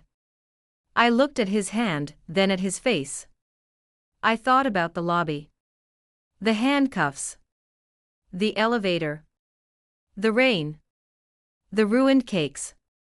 Vivian's voice asking if guilt could sound like love. Then I put my hand in his. Only for a moment. Only long enough to answer the question without giving him more than I was ready to lose. His hand closed around mine carefully, like trust was something breakable he had no right to hold tightly. When the bus arrived, I let go. "This doesn't mean I forgive you," I said. He nodded. "I know." I stepped onto the bus and looked back once through the glass. Ethan was still standing there, holding nothing now but not empty. For the first time, I wondered whether the man who had failed me under a chandelier might actually be learning how to stand beside me under ordinary streetlights. For 3 days after the market attack, business grew faster than my fear could keep up. Orders came through my phone before sunrise. Nurses asked if I could deliver to the hospital. A small cafe owner left a message saying he wanted to try my lemon cakes for his weekend menu. Noah started calling himself my assistant manager, and took the title seriously enough to argue with me about pricing. Mom smiled more, though the tiredness never fully left her eyes. Ethan came every morning, never empty-handed but never with anything I had not approved: tape, labels, flower boxes, receipts folded neatly so I could pay him back. It should have felt like progress. Maybe it did. But progress, when you have spent long enough being hunted, feels less like sunlight and more like standing in an open field waiting for the next bullet. Vivian had been quiet since the market video turned against her. That scared me more than her noise. Women like Vivian did not disappear when they lost control. They stepped back, sharpened the knife, and waited for you to lean close enough. The envelope arrived on a Thursday afternoon at the motel front desk. No return address. Just my name typed across the front in clean black letters. Clara Hayes. I almost threw it away. Then I saw the second line beneath my name, smaller, colder: "Ask Ethan what his family did to your father." The hallway seemed to narrow around me. For a long moment, I stood there with the envelope in my hand while the motel clerk watched me from behind the counter, pretending not to watch. I took it back to the room and locked myself in the bathroom before opening it. Inside were photocopies of old contracts, court filings, invoices, and one photograph of my father standing outside his bakery on Mason Street, younger than I remembered him, smiling beside a Blackwood Grand delivery van. My hands went numb. The contract was dated 11 years earlier. Hayes Bakery had agreed to supply pastries, cakes, and breakfast goods to 3 Blackwood properties for a full year. The amount was more money than my father had ever seen in his life. Enough to expand. Enough to hire staff. Enough to believe the future had finally opened. Then came the next pages. Termination notice. Breach of quality standards. Penalty clauses. Legal fees. Emergency supply replacement costs. My father's signature appeared again and again, smaller each time, buried under language designed by people who had never missed a meal. At the bottom of one letter was the Blackwood crest. At the top was a name I had heard my whole life without understanding why it made my mother go quiet whenever hotels appeared on television: Blackwood Hospitality Group.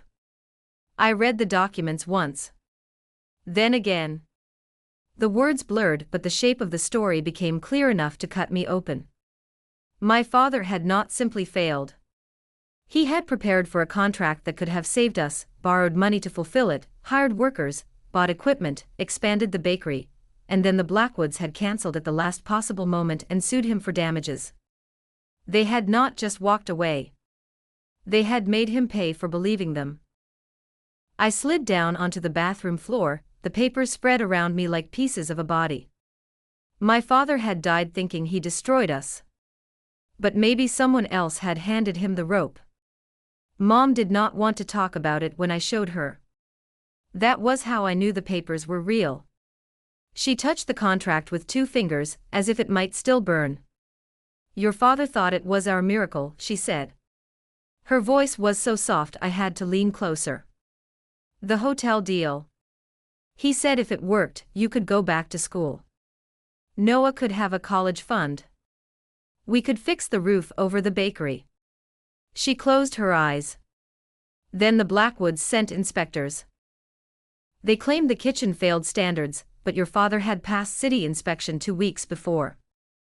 They cancelled the order after he had already bought everything. When he could not pay the penalty, their lawyers came. I felt something inside me go still. Why didn't you tell me? Mom opened her eyes, and the shame in them almost broke me.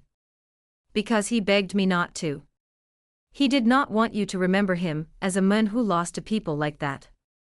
I looked down at the photo of my father smiling beside the delivery van. He didn't lose, I whispered. They crushed him. Mom's hand tightened around mine. Clara, Ethan may not have known. I pulled away before I could stop myself. He lives in what they stole.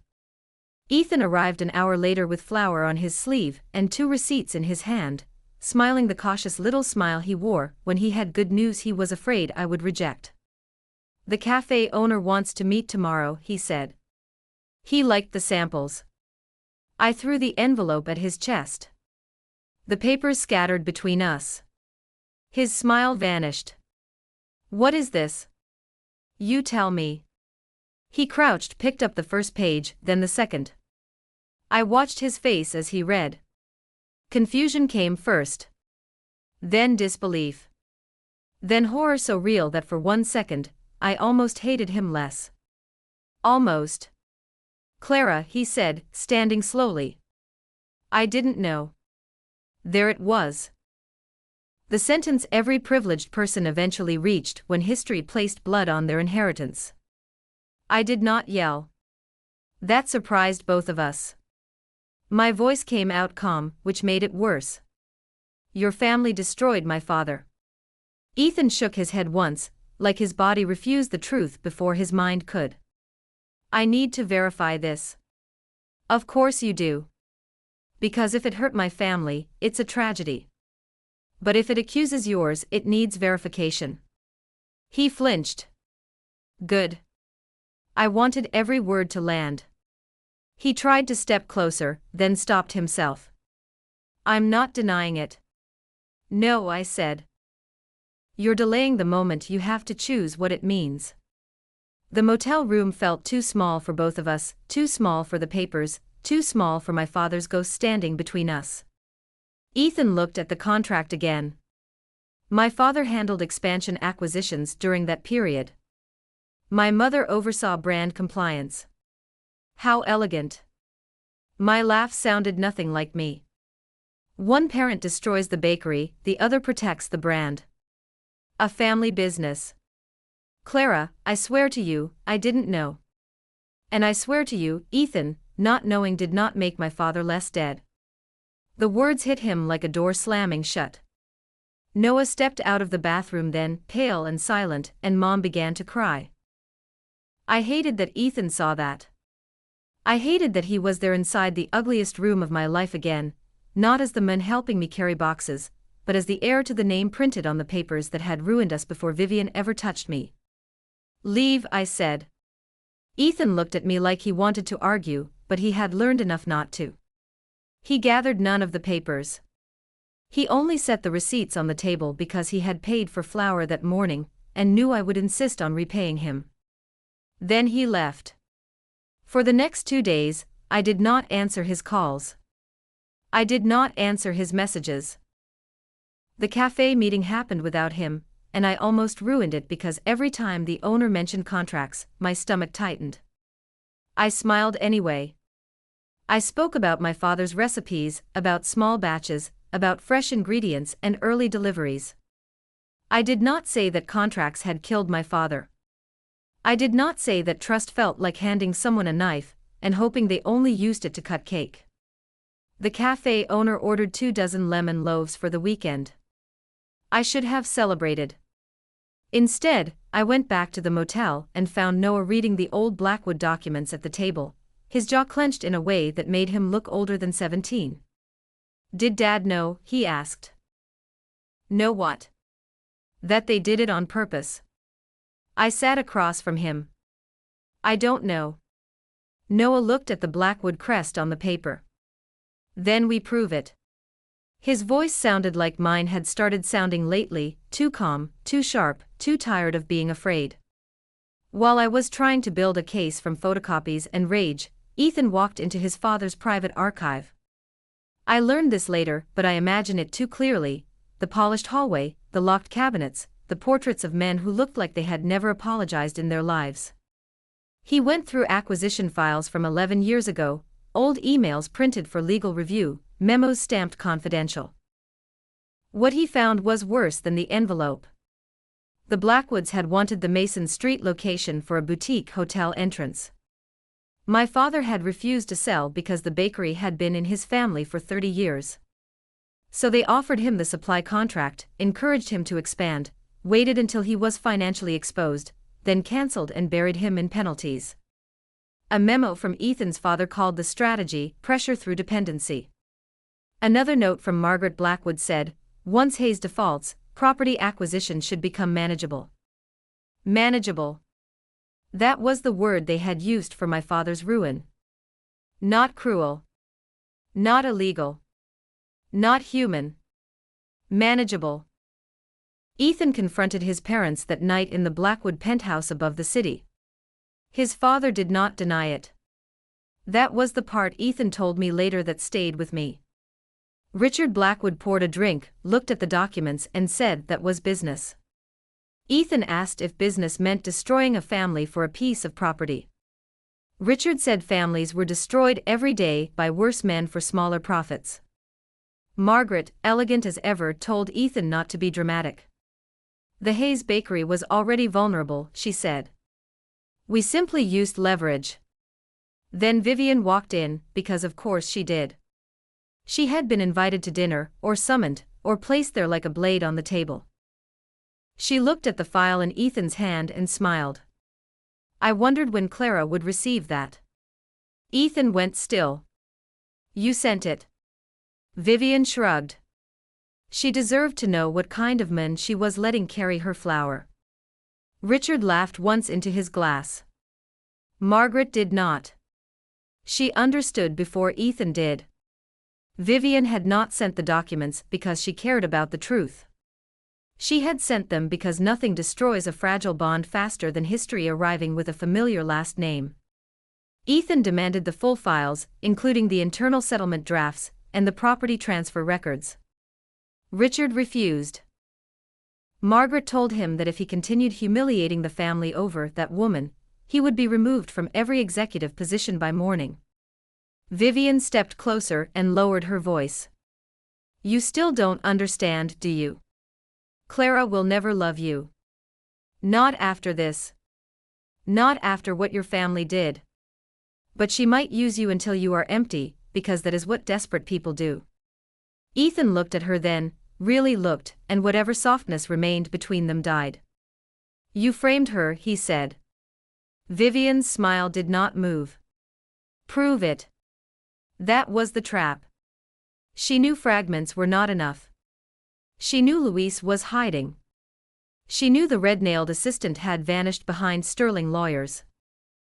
She knew my father's case was old enough to be buried under corporate language. She had money, time, and a family that understood how to make ugliness look procedural. Ethan left the penthouse with nothing but copies of what he had already found and a warning from his mother: choose Clara again, and you will lose the Blackwood name before she loses her case. The next time I saw Ethan, it was outside the cafe that had agreed to buy my cakes. I came out carrying an empty delivery box and found him standing across the street in the rain. For a second, I thought about walking past him. Then I saw his face and knew something had broken. It was true, he said. No greeting. No defense. Just the verdict.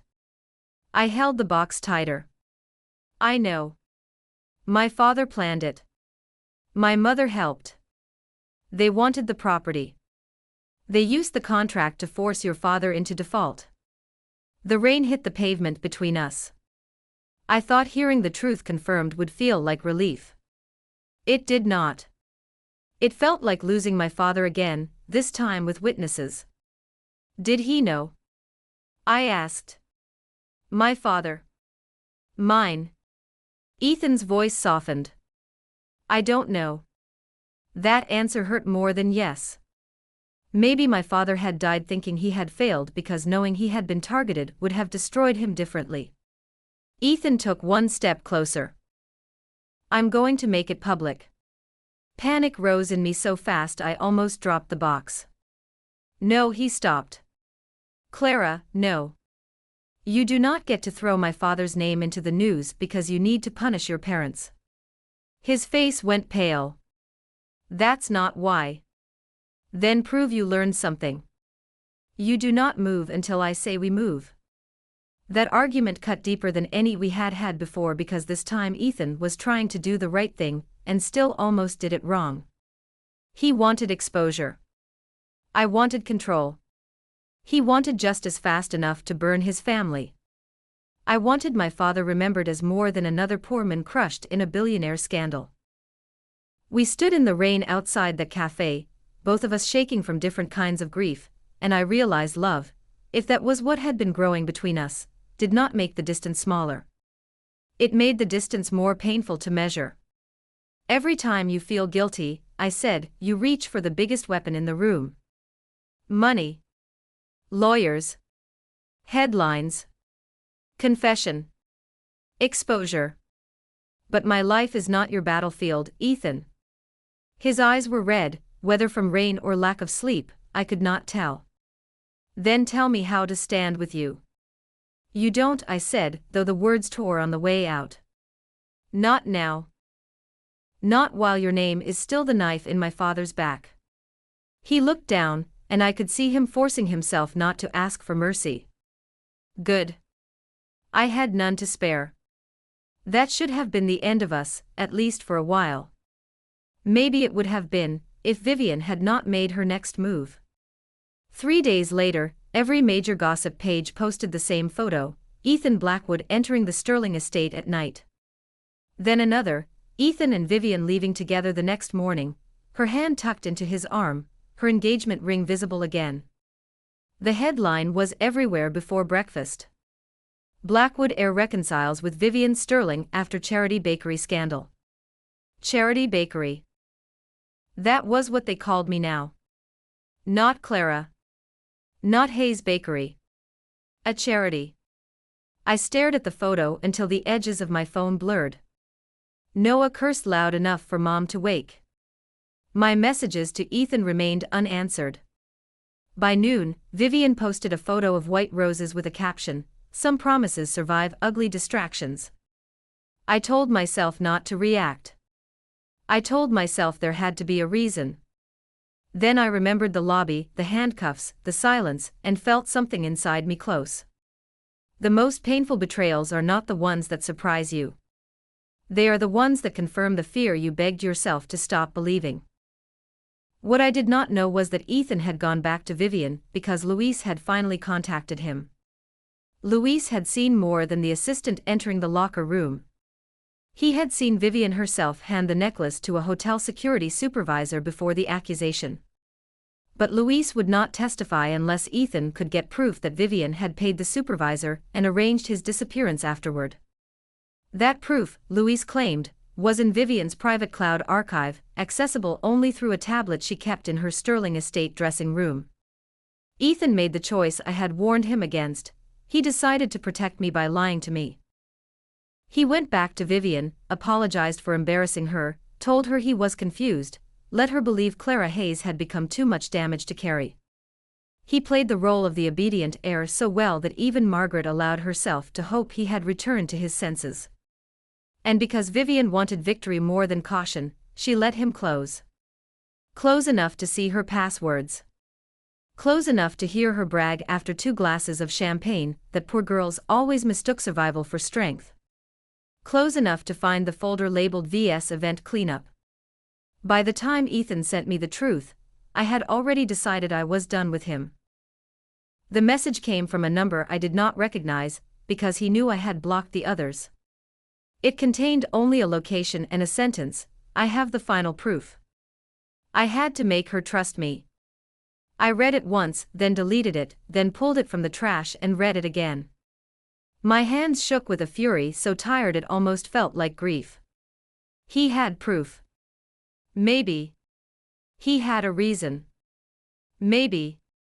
But he had still chosen to let me wake up to photos of him with the woman who framed me, still chosen to make my family watch the city laugh at me again, still chosen to decide that my pain was an acceptable cost if the ending was useful enough. That was the oldest Blackwood habit of all, turning someone else's suffering into strategy. I went to the location anyway, not because I trusted him, but because the truth was bigger than my heartbreak. It was a closed church near the old financial district, the place where Ethan and Vivian's wedding rehearsal would be held the next evening. He was waiting in the shadows by the side entrance, thinner somehow, stripped of sleep and certainty. When he saw me, relief crossed his face. I did not give him any. He held out a drive. It has the payment records. Messages between Vivian and the security supervisor. The full video from her assistant's phone. And documents from my father's archive about your father. My throat tightened, but I did not take it right away. You let me think you chose her. I know. No, Ethan. You let everyone think it. My mother saw those photos. Noah saw them. Customers saw them. Vivian got to call me an ugly distraction, and you let her because your plan required me to bleed quietly. His face crumpled in a way I had not seen before. I thought if I told you, it would put you in danger. You thought. You decided. You planned. You used my pain like a hallway you could walk through to reach your evidence. He closed his eyes. When he opened them, they were wet. You're right. I hated him for saying that. I hated that even now, he refused to defend the thing that had hurt me. I took the drive from his hand. Our fingers did not touch. Tomorrow, he said, Vivian is announcing the wedding date at the church reception. My parents will be there. Investors. Press. If we release everything there, they can't bury it. I looked at the church doors behind him, then back at the man who had broken my trust to save my name. We? I asked. There is no we right now. I left him standing outside the church with nothing but rain and consequences. The drive felt heavy in my coat pocket, though it weighed almost nothing. Inside it was the truth about the necklace, the truth about Vivian, the truth about my father, maybe enough truth to tear open a room full of people who had always believed rooms belonged to them. But truth did not arrive clean. It had come through Ethan's lie, through Vivian's cruelty, through my father's grave, through my mother's shaking hands, through Noah's bruised face, through every cake I had baked while strangers called me a thief. By the time I reached the bus stop, I knew what I had to do. I would not let Ethan use me as redemption. I would not let Vivian use me as entertainment. I would not let the Blackwoods use my father as a footnote in their corporate apology. If the truth was going to be spoken, it would be in my voice. The next evening, Vivian Sterling would stand in white again, in front of cameras again, beside Ethan Blackwood again. And this time, when the room turned to look at me, I would not be carrying champagne. I would be carrying the match. The church reception hall looked nothing like a place built for forgiveness. It had been polished into wealth, white roses, gold chairs, crystal glasses, candles floating in tall glass bowls, and cameras waiting near the entrance like hungry insects. Vivian Sterling had chosen the venue herself, according to the gossip pages. A private announcement, they called it. A celebration of reconciliation. A tasteful return to dignity after weeks of ugly rumors. That was how rich people renamed the wreckage they caused. Rumors. Scandals. Misunderstandings. Never violence. Never framing. Never a dead baker, a ruined daughter, a sick mother, and a boy with bruises under his eye. I stood outside the side entrance with the drive in my coat pocket and my father's notebook pressed against my chest. For a moment, my hands shook so badly I could not open the door. Not because I was afraid of Vivian. I had already survived her hand, her lies, her men, her cameras. I was afraid because once I stepped inside, my father's name would belong to the room too. And I needed to make sure they heard it as a life, not a lawsuit. I did not wear a gown. That mattered to me. Vivian could have her white silk, her diamonds, her carefully photographed elegance. I wore a simple black dress under my coat, the best thing I owned, with my hair pinned back and my father's notebook tucked under one arm. Noah had wanted to come with me, but I told him his job was to stay with Mom. The truth was, I could not bear the thought of him watching another room judge me before I had finished speaking. Ethan had not called again after I left him outside the church. Maybe he understood there was nothing left to say before the truth. Maybe he was inside already, standing beside Vivian the way the world expected him to. Maybe this was still one more Blackwood plan I could not fully see. I touched the drive in my pocket and reminded myself that none of it mattered. Ethan could stand with me, against me, or nowhere at all. This time, I had not come to be rescued. I had come to burn the script they had written for me. Inside, Vivian was glowing. That was the word the gossip pages would have used. Glowing. She stood near the front of the hall in a white dress again, not the same one from the hotel, but close enough to be cruel. Her diamond necklace had been replaced by something even larger, a declaration at her throat that nothing had truly been taken from her. Margaret Blackwood stood nearby, elegant and still, speaking with investors as if the future were a table reservation she had already confirmed. Richard Blackwood laughed beside a bishop. Ethan stood at the edge of the platform in a dark suit, his face unreadable.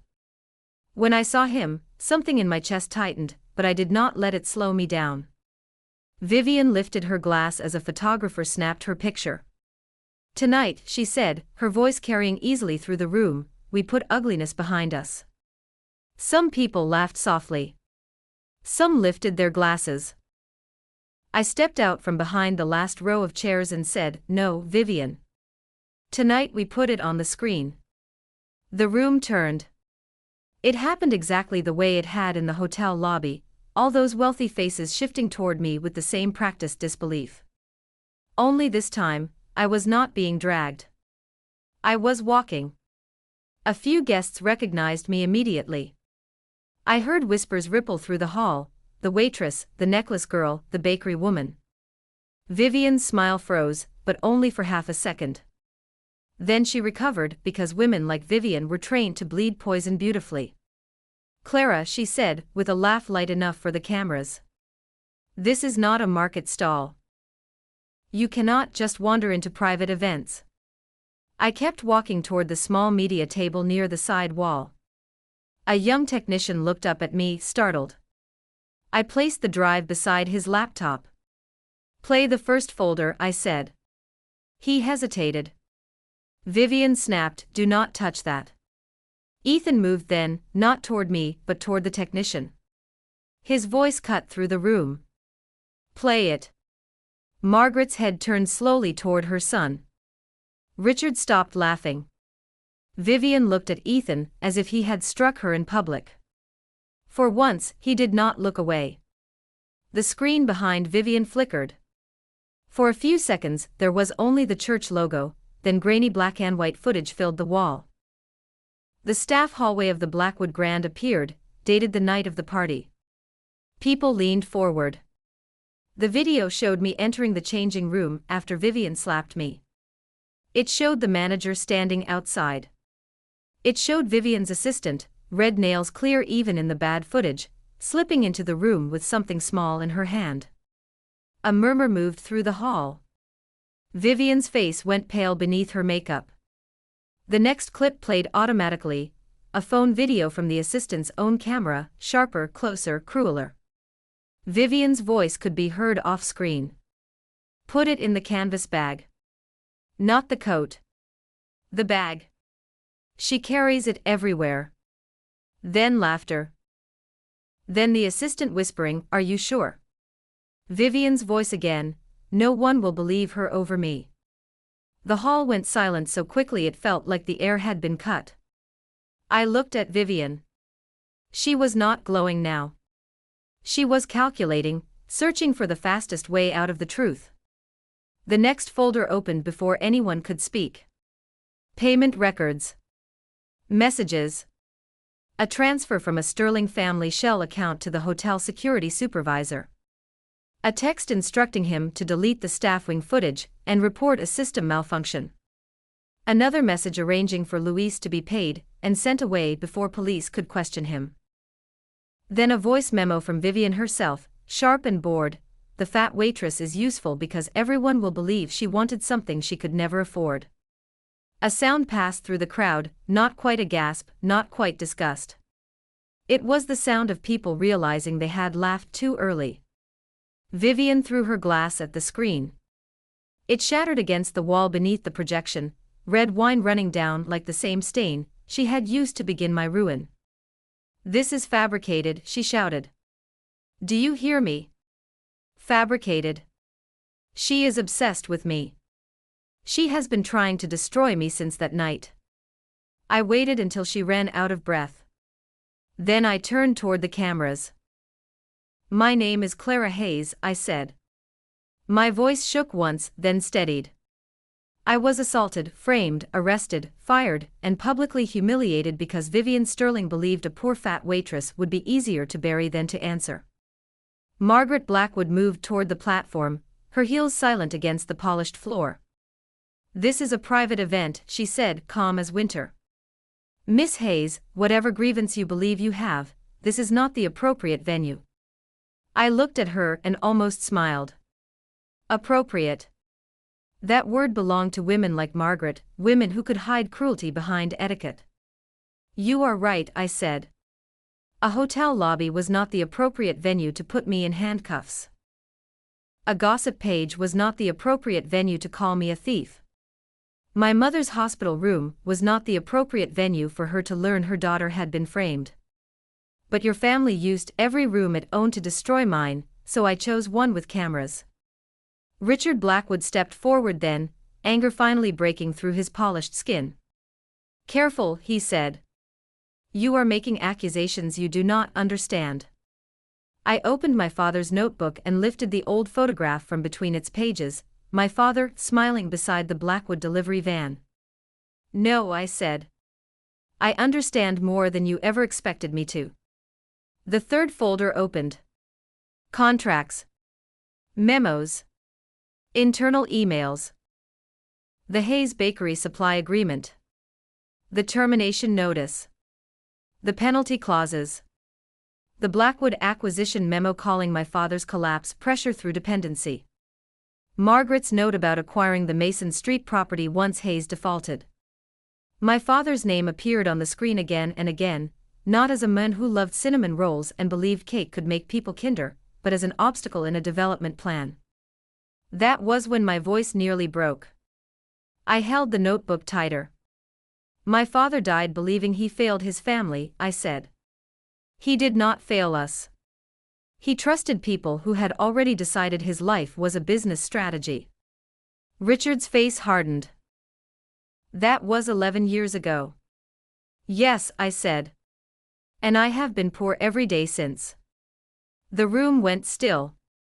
"You built entrances where his bakery used to stand. You served pastries under your own name using recipes his hands helped perfect. Then years later, in the same hotel, your future daughter-in-law slapped me, framed me, and called me a thief. You did not just steal from my family once. You made it a tradition." Ethan stepped onto the platform before his father could answer. For 1 second, I was afraid he would take the story from me, wrap it in his guilt, and turn the room toward his redemption. He did not. He stood beside the screen, not beside me, and faced the cameras. "Everything Clara has shown is authentic," he said. "I recovered the documents from Blackwood Archives. I recovered the files from Vivian Sterling's devices. I witnessed Clara Hayes being mistreated that night, and I failed to speak. That failure helped make this possible." Vivian spun toward him. "Ethan, stop." He did not stop. As of tonight, I am withdrawing from the Sterling engagement and resigning from every executive role connected to Blackwood Hospitality until an independent investigation is complete. Margaret's mask cracked. You will do no such thing. Ethan looked at his mother, and for the first time, he did not look like her son. He looked like a man standing outside the house that raised him, finally seeing the foundation rot. I already have, he said. Then he looked at the cameras again. And I will testify. Vivian screamed his name. It was not elegant. It was not controlled. It was the sound of someone who had always mistaken possession for love, realizing the thing she owned had walked away. She rushed toward me, white dress dragging over spilled wine, diamonds flashing at her throat, face twisted beyond beauty. You ruined everything, she hissed. I did not move. I should have. Every memory in my body told me to step back, the ballroom, the slap, the laughter, the handcuffs. But I stayed still. Vivian raised her hand. The room saw it this time. The cameras saw it. Ethan saw it. Margaret saw it. But before anyone else could move, I caught Vivian's wrist myself. Her skin was cold under my fingers. For 1 second, the entire world narrowed to her hand suspended between us. The same hand that had taught me how little my pain was worth in that room.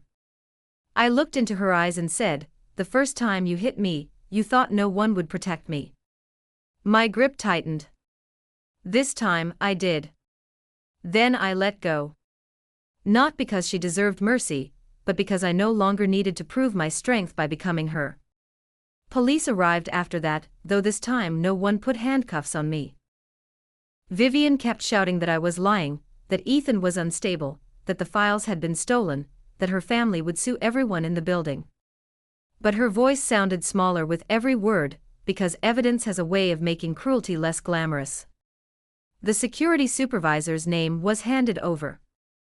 The assistant's video was copied.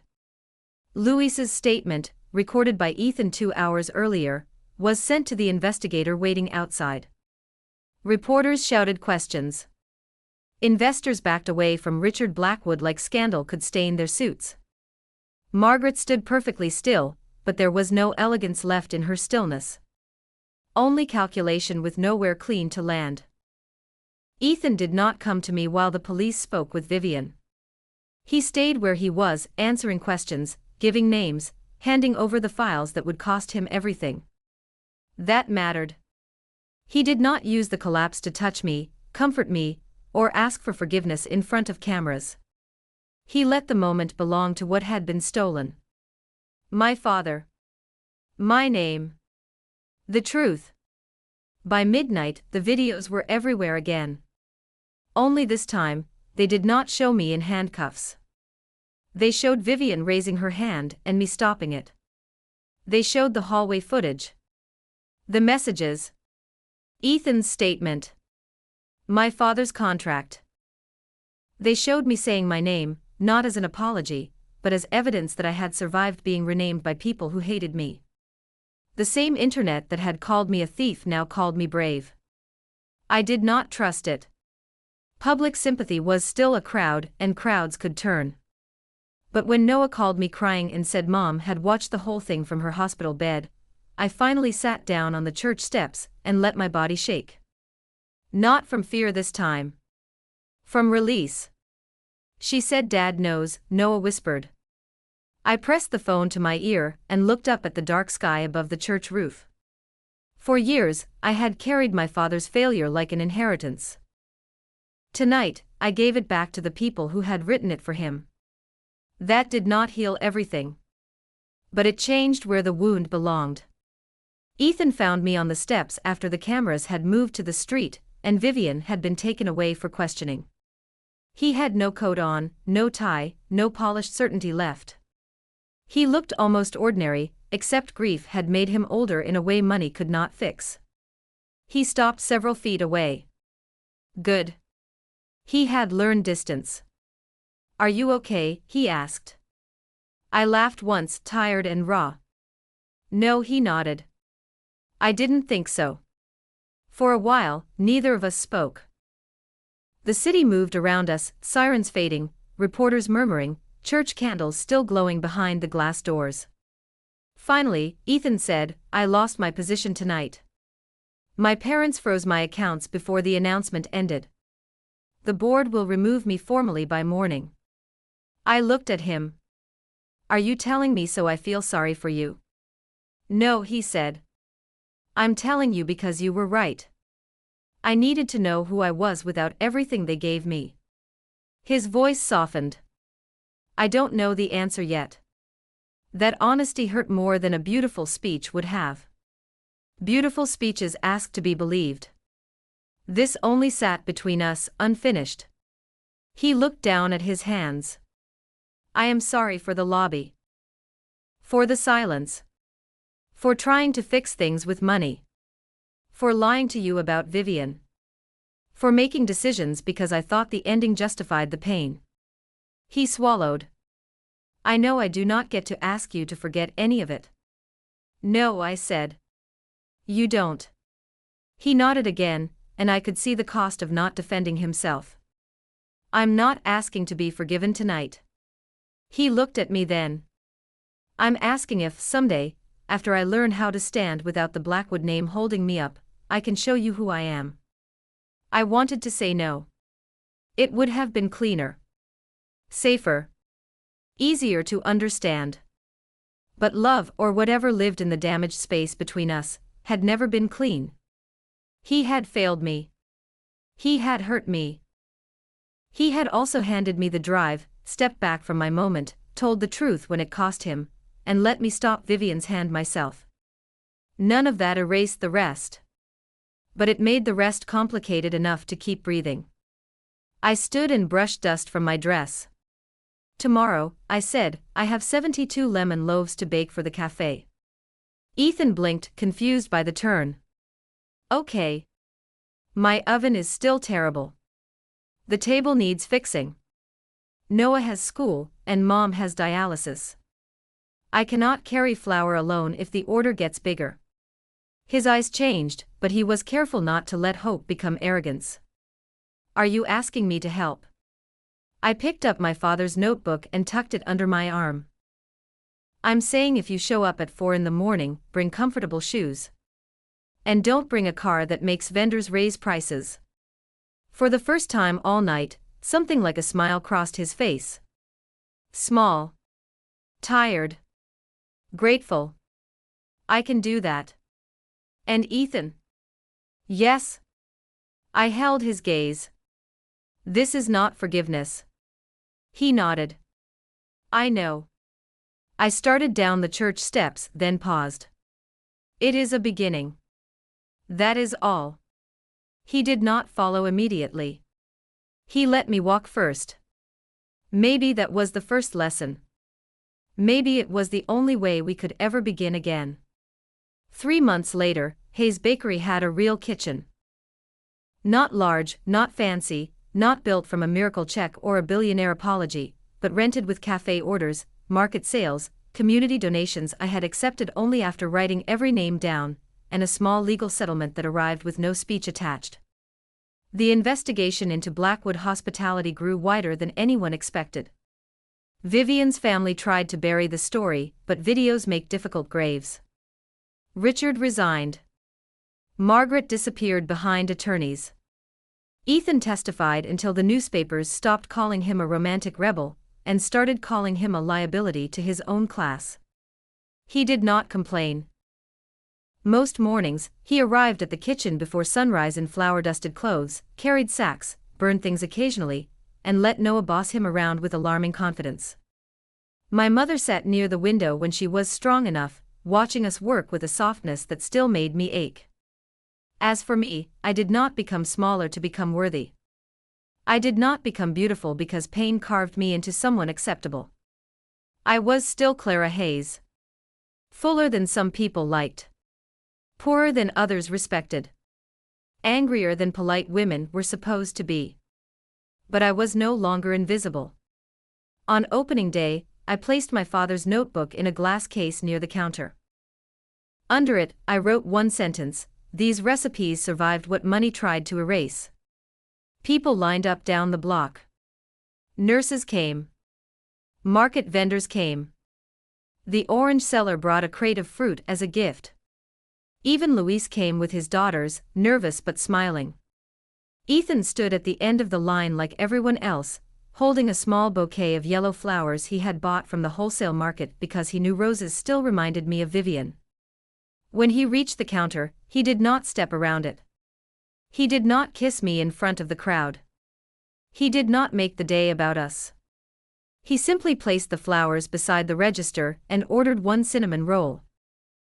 I looked at him across the counter, at the man who had once stood under a chandelier, and said nothing, and the man who now waited to be served in a bakery bearing my father's name.